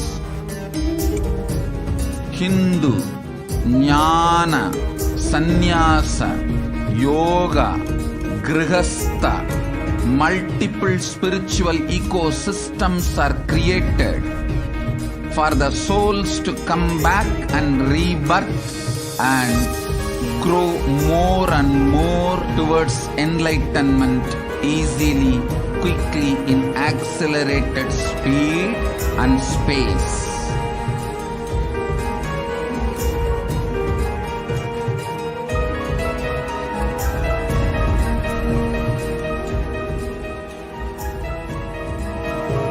Understand the secret of Sayujya Mukti. Your Kundalini Shakti experiences the bondage inside your body due to compulsive sexual appetite. All the male bodies building intense yogic body through yoga and pranayama, building the mind of Tyaga-centric, will heal your compulsive sexual appetite and make you reach Sayujya. All female bodies, love-centered care, serving every being, will liberate you from the compulsive sexual appetite and make your Kundalini reach Sahasrara, which is Kailasa, Paramashivoham, Sayujya.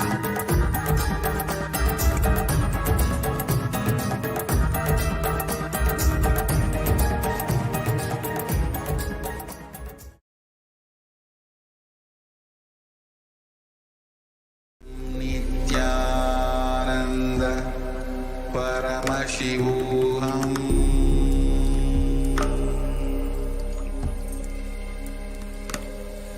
Om Nithyananda Paramashivoham.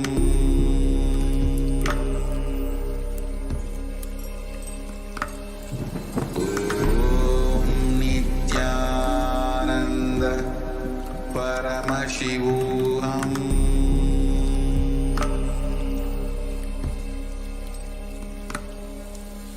Om Nithyananda Paramashivoham.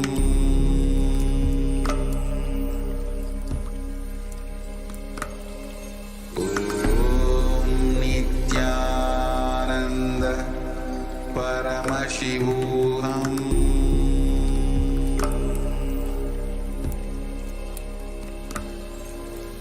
Om Nithyananda Paramashivoham.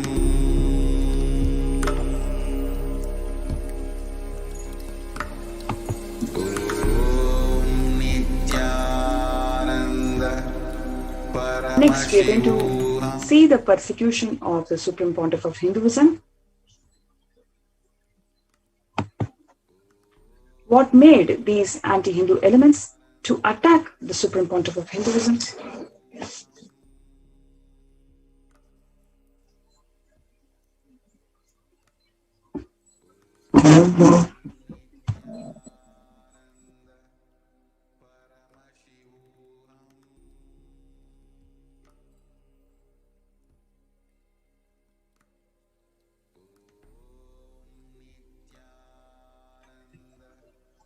On 2nd of March 2010, Sun TV, a politically owned media house, was the ruling party of the state of Tamil Nadu. They made a sensational and repeated screening of a fabricated video purporting to show the Supreme Pontiff of Hinduism with the well-known Indian film actress. The video was later proved to be false. It was proved to be false, and the judge ordered the television station to run an apology for it every 2 hours for 7 days. Hans Saxena, the CEO of the Sun TV, he publicly confessed to US court detailing the history and modus operandi of this blackmail and extortion, and he was jailed for the same. The state-owned and controlled television channel within few hours ensured that the television telecast was stopped. The ASMT has captured the video recording of the telecast and has this as an evidence of the same. But this did not remedy the damage that happened. Following the hate propaganda started by the DMK affiliated Sun TV, the politically owned Neo Hindutva media amplified the misinformation and hatred spreading to its entire country with titles as Hang the Sin Swamis.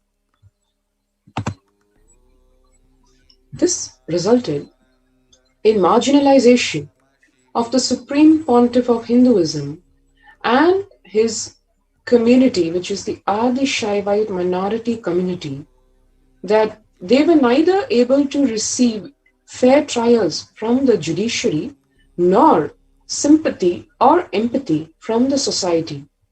On 26 March 2010, the Karnataka State Police,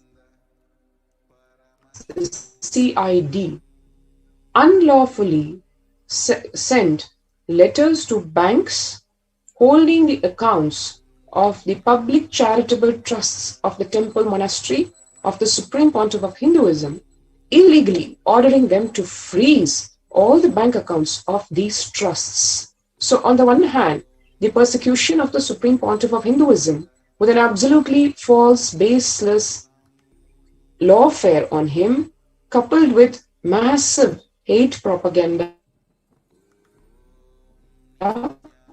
and direct assassination attempts on him, and on the other hand, trying to kill and finish the whole enlightenment spiritual ecosystems established by the Supreme Pontiff of Hinduism, direct attack on Kailasa by choking the bank accounts and the money flow of the Kailasa's various humanitarian and spiritual mission services. No debit transaction was allowed.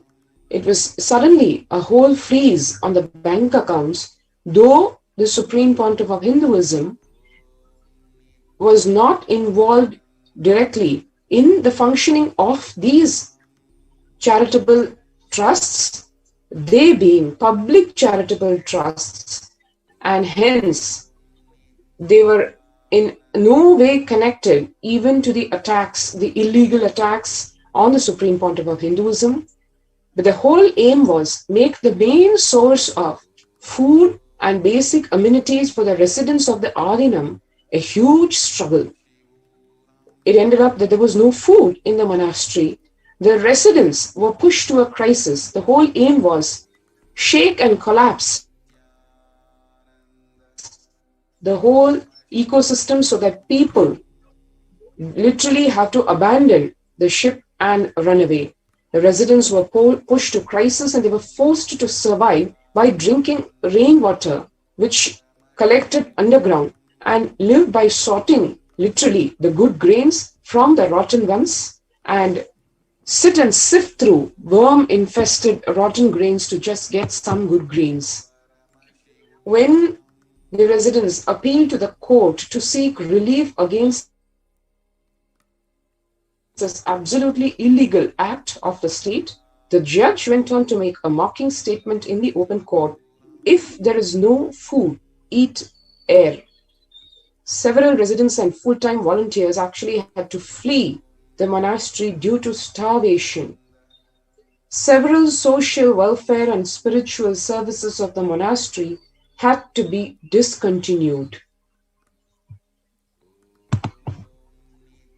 Although the Indian law and customary international law and treaties unanimously declare presumption of innocence of an accused until proven guilty, this fundamental right of the Supreme Pontiff of Hinduism and his disciples have been repeatedly targeted and denied for over 10 years because of undue influence and misinformation by powerful state-funded media houses.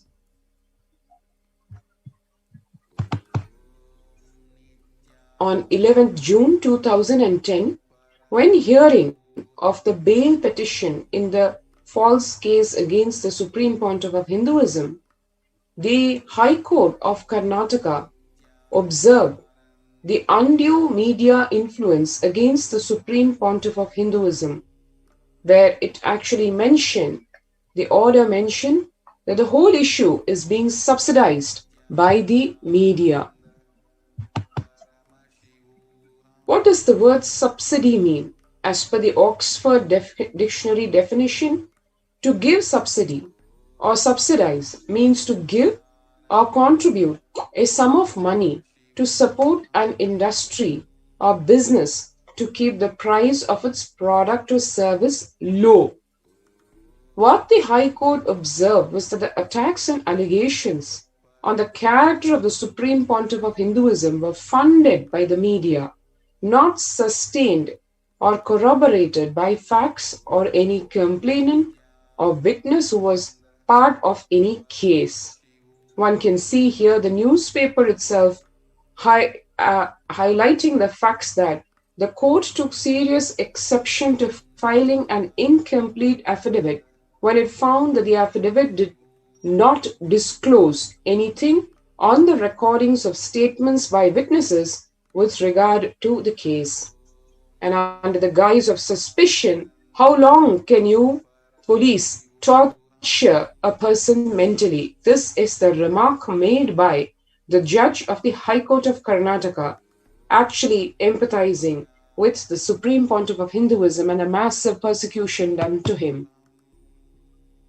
The media had no obligation to make true claims. It was under no declaration of any oath in any code of law. And they could any time retract from any of its claim and had no locus standi in court on legal grounds. But the media has a very prominent influence in negatively prejudicing the judiciary against the Supreme Pontiff of Hinduism and the ASMT community. Now, let us see what the Chief Minister, how the Chief Minister influenced the judiciary here. So on 3rd of March 2010, he passed a public statement inciting hatred towards Swamiji and the ASMT community. And this statement was published by several newspapers and cited by several media channels, literally terrorizing Hindus to come in support for the Supreme Pontiff of Hinduism. So he told, the Chief Minister of Tamil Nadu, he gives an open statement. He literally stereotyped and vilified Swamis. He labeled them as cheats, imposters, brainwashers and destroyers of the life of the people. Please understand, he is making a remark for all the Hindu gurus who are carrying the Sanatana Hindu Dharma forward amongst the people. So he is vilifying and stereotyping the Hindu gurus as cheats, imposters, brainwashers and destroyers of life of people. He further calls them out as despicable Swamis, hoodwinkers who are disguising in the name of devotion. So he is literally abusing the entire Guru Parampara of the Hindu tradition, and he is threatening people. Literally by this public statement, the Chief Minister is threatening people. Anyone who follows Guru, anyone who is following the Hindu Sampradaya, they'll be called as the hoodwinkers who are disgusting in the name of devotion, pushing the illiterate into deep pit. And he threatens by saying that my government cannot tolerate the despicable Swami's hoodwinking acts.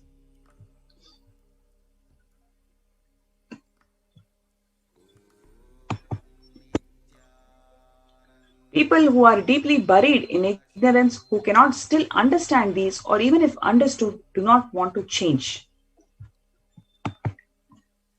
Those fickle-minded people who have fallen prey to these Swamis and destroying the society. So he labels people who follow gurus, people who follow the Guru Sampradaya, they are fickle-minded people.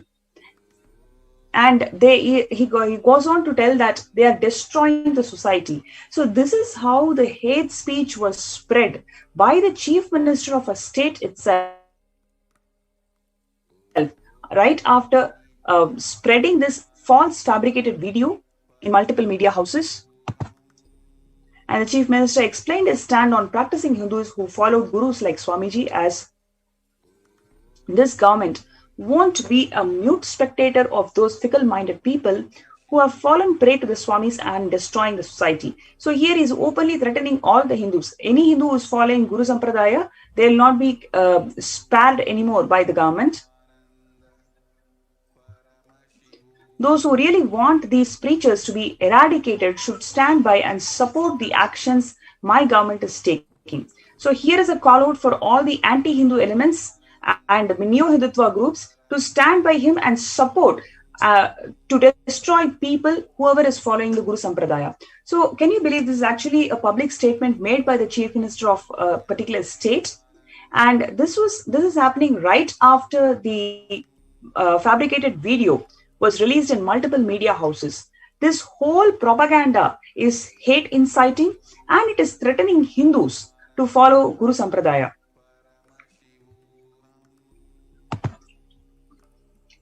In a similar interview, the Chief Minister of Tamil Nadu, he further goes on to say that on March 3rd, where in the context of the Supreme Pontiff of Hinduism, he said, of late, immorality has been rampant in temples and monasteries. We will organize a meeting of the committees formed on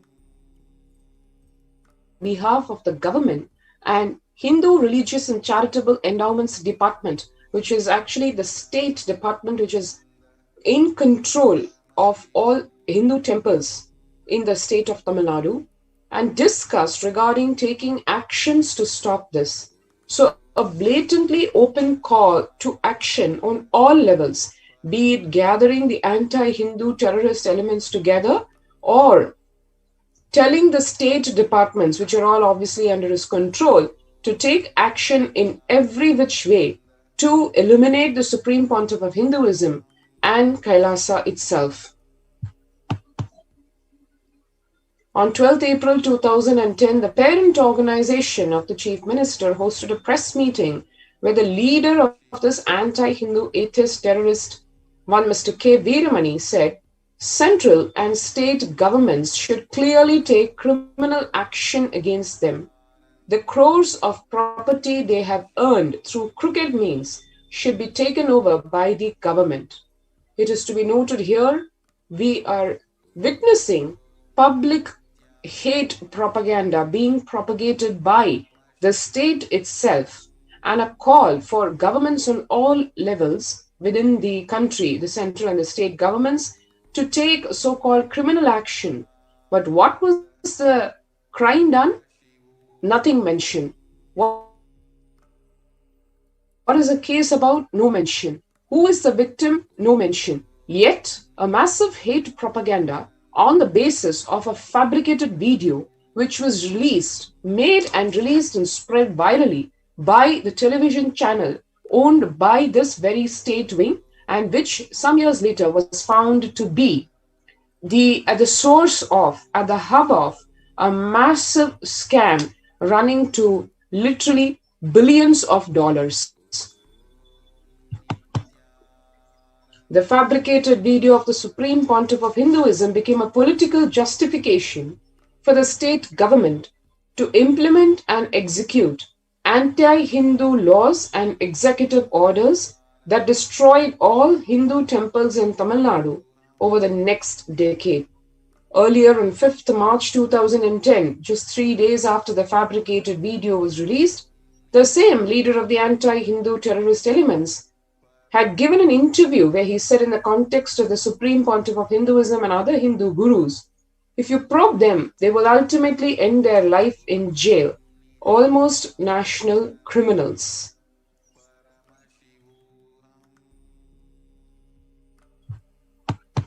Following the statement of the Chief Minister, the very next day, on 4th March 2010, the State Police of Tamil Nadu filed fabricated accusations on the Supreme Pontiff of Hinduism, charging him under Section IPC 376 of the Indian Penal Code, which is actually rape, without mentioning anybody as even a victim of rape, not even a witness to the so-called crime of rape.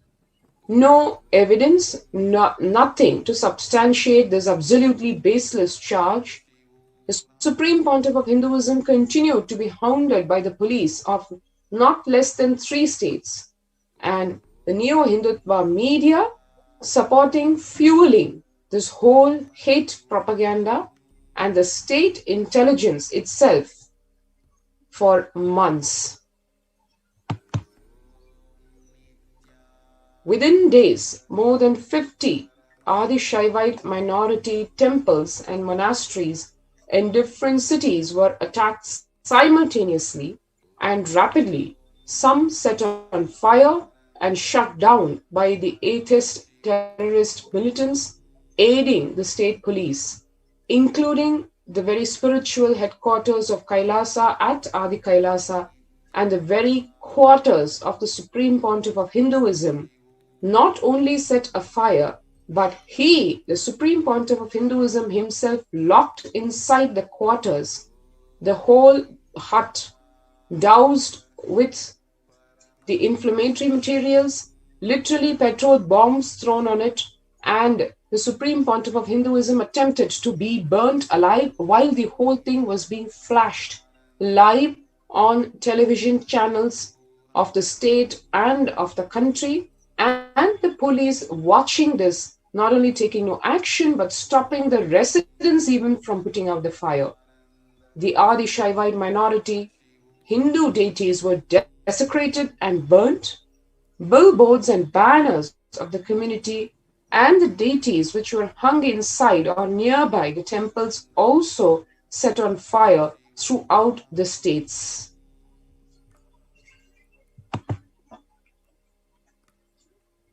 The Tamil Nadu state police fabricated the accusations against the Supreme Pontiff of Hinduism. In next few days, the politically owned neo-Hindutva media, they amplified the misinformation, spreading it to the entire countries with the titles "Hang the Sin Swamis." The number of attempts to assassinate Supreme Pontiff of Hinduism followed. Before we go to the next segment, let's have a short break and we'll be right back.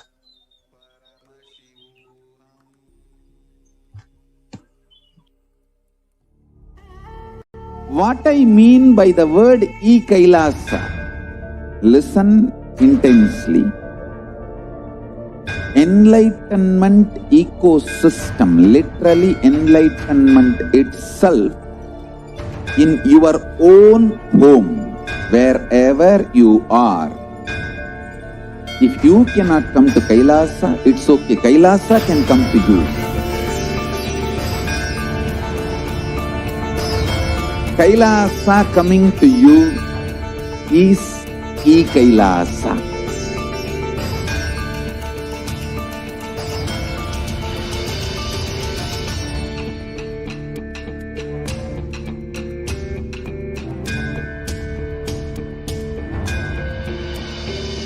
I will revive Hinduism. I am a Hindu revivalist, not by any revolution, but by evolution.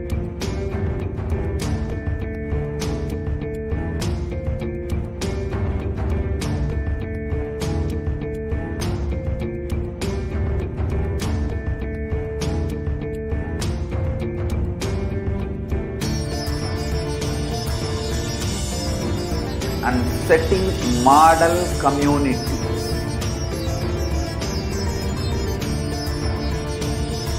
Kailasa, enlightenment ecosystems, Sarvanya Pitas all over the world.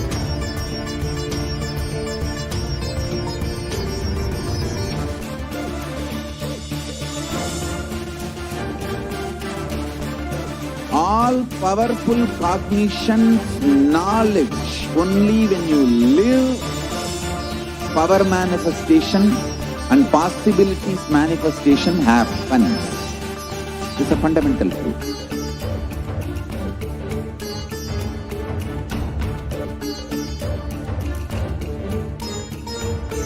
Hinduism cannot live exclusively as one sampradaya. No. All sampradayas of Hinduism is an ecosystem.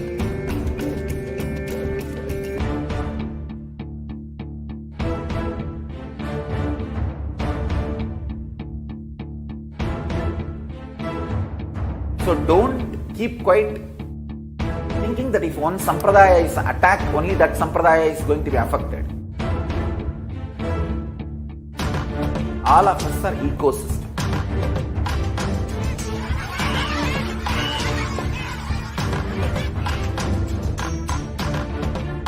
I invite all of you to get involved and enjoy Hinduism by the principle of Dharmo Rakshati Rakshitaha. When you protect Dharma, Dharma protects you.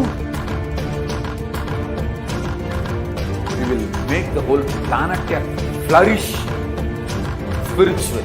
The spiritual prosperity will happen to the whole planet. We all have to coexist together.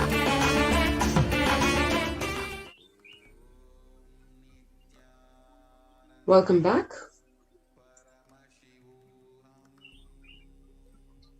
On 3rd March 2010, 100 militants of the Karnataka Rakshana Vedike and other neo-Hindutva militant groups entered the Bangalore monastery, ambushed the residence hut of the Supreme Pontiff of Hinduism, pushed him inside the hut and set it on fire while the police watched and did not allow even the monastery residents from putting out the fire.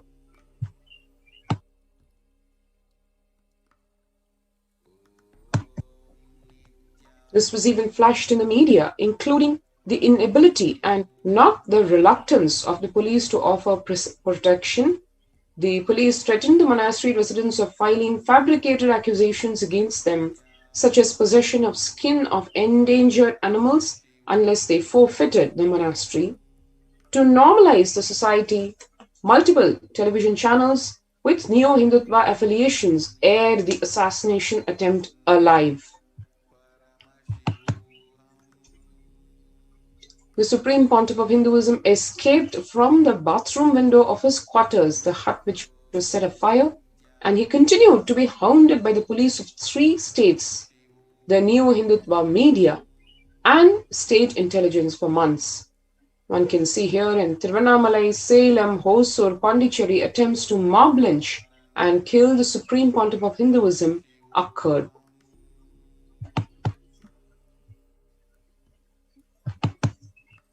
Fourth March of 2010, about 2 days after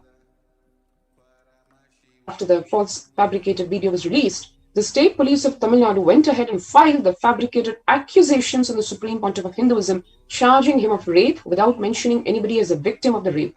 25th March 2010, the Supreme Pontiff of Hinduism's anticipatory bail was denied by the High Court, citing apprehension of the petitioner is unfounded, saying that there was no basis on which the Supreme Pontiff of Hinduism could be arrested because there was no case, no victim, nothing. So he did not need bail. 25th March 2010, in the anticipatory bail was denied by the High Court, saying the very same thing. The Supreme Pontiff of Hinduism could be arrested as no investigation, could not be arrested technically, legally, as no investigation records mentioned him as involved in any crime being investigated, and the court said he did not need a bail and so denied the petition. The court also directed the Council of the Supreme Pontiff of Hinduism to approach the right forum for bail if required. Since 1977, the Supreme Court has laid down a clear principles and held in various judgments that bail. However, throughout the period of illegal arrest and torture of the Supreme Pontiff of Hinduism in 2010, his bail petitions were denied on unfair and prejudicial grounds. That was a glimpse into just a few months, just literally probably a few days in 2010 of the massive persecution done to the Supreme Pontiff of Hinduism and the whole genocide that was attempted on Kailasa.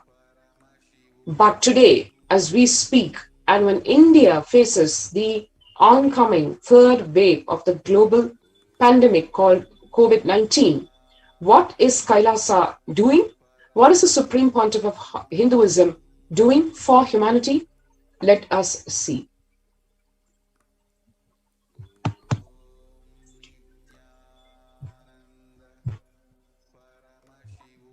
New COVID care centers were opened across India. That includes the Adi Kailasa in Bidadi, Salem Adinam in Tamil Nadu, Thiruvannamalai Adinam in Tamil Nadu, Rajapalayam Adinam in Tamil Nadu, Puduvai Adinam in Tamil Nadu, Pattanam Adinam in Tamil Nadu, Sirakapadi Adinam in Tamil Nadu, Sri Puram Adinam in Tamil Nadu, Avattipalayam Erode in Tamil Nadu, Hosur Adinam in Tamil Nadu, and Baroda Adinam in Gujarat. So, in addition to the multiple free COVID care centers that were opened across India, various social services were offered during pandemic in Kailasa's de facto spiritual embassies across India. Spiritual services offered during pandemic in Kailasa's de facto spiritual embassies across India. And apart from all of this, the Devi Parashakti has been blessing the humanity with cosmic revelations. She's revealing these to protect the humanity on ongoing pandemic. The COVID care centers are equipped with best medical care, whether it is allopathy, Ayurveda, or the Siddha medicine.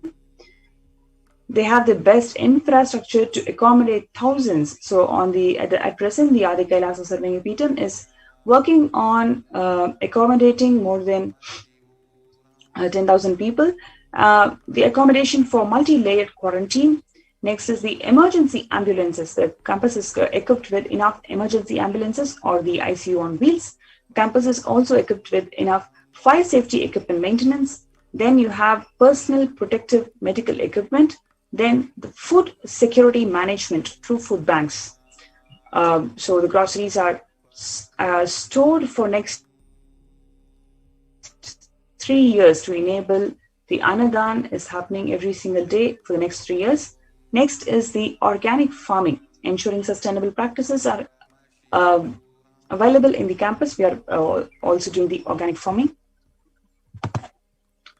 So you can register yourself to be part of this COVID care protection centers. You can register yourself through this link, kailasa.org/Kailasa Care. KAILASA.org/KAILASA Care, CARE. So let's take a few minutes to register ourselves through this link and we'll be right back.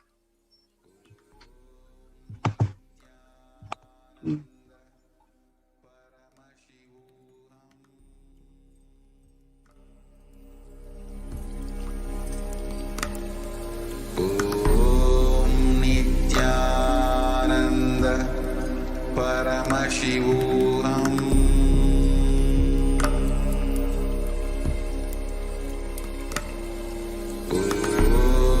Nithyananda Paramashivoham.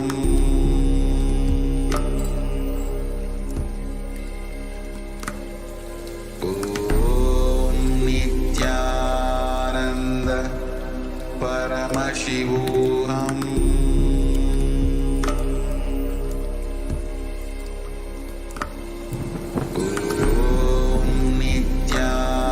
Nithyananda Paramashivoham.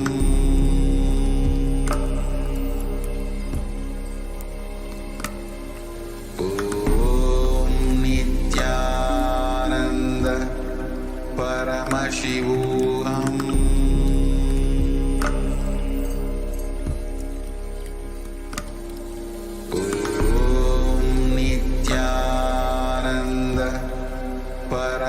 Paramashivoham.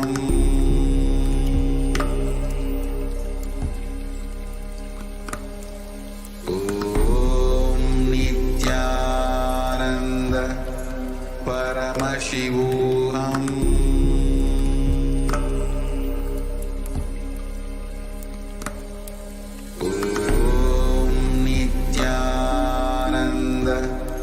Paramashivoham.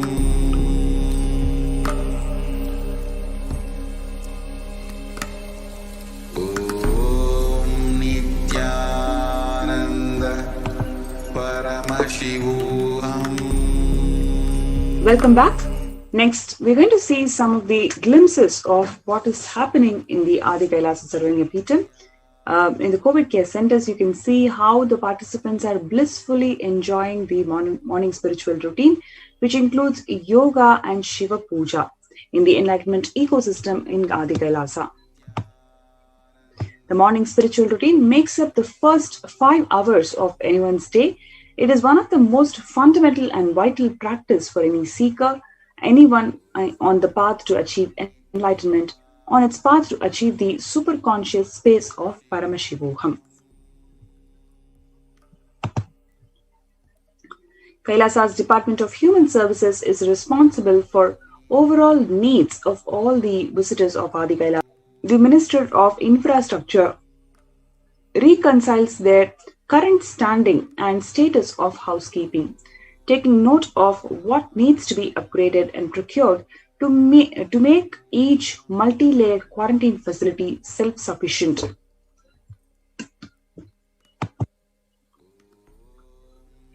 Kailasa's Department of Human Services is responsible for overall needs of all the visitors of Adi Kailasa Ministries of Infrastructure that reconciles their current standing and status of the housekeeping, taking note of what needs to be upgraded and what needs to be procured to make sure each multi-layered quarantine facility is self-sufficient.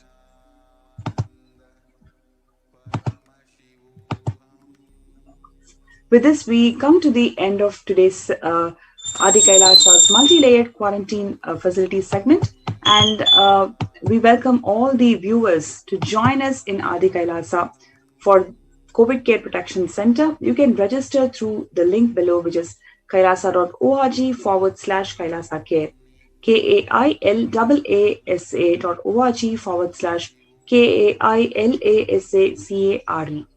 So we invite everybody, whoever is feeling insecure, whoever wants to protect yourself and your families on this ongoing pandemic, for you to have a spiritual breakthrough and ensure that all your personal, physical, and medical needs are all taken care. You are welcome to join us in COVID Care Protection Centers.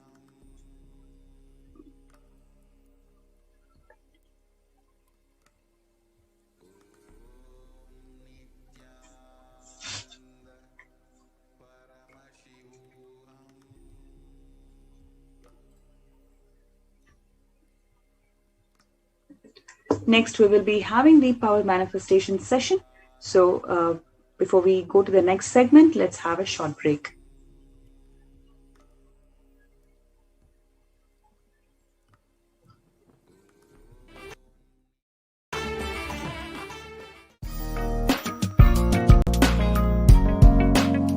We get you health. We get you ability to build beautiful relationships in your life. We get you direct spiritual support, and we make sure you become wealthy.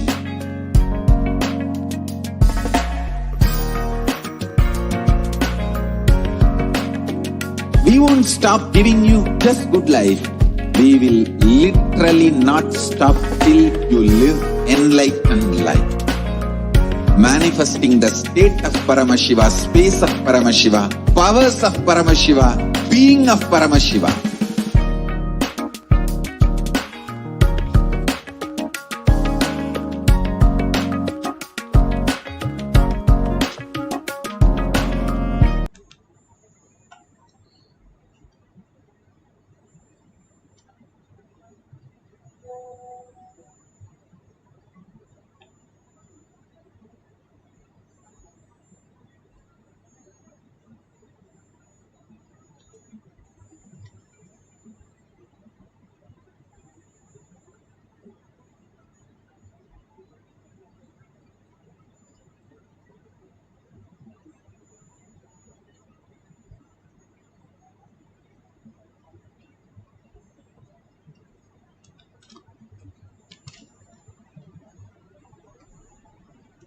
Hinduism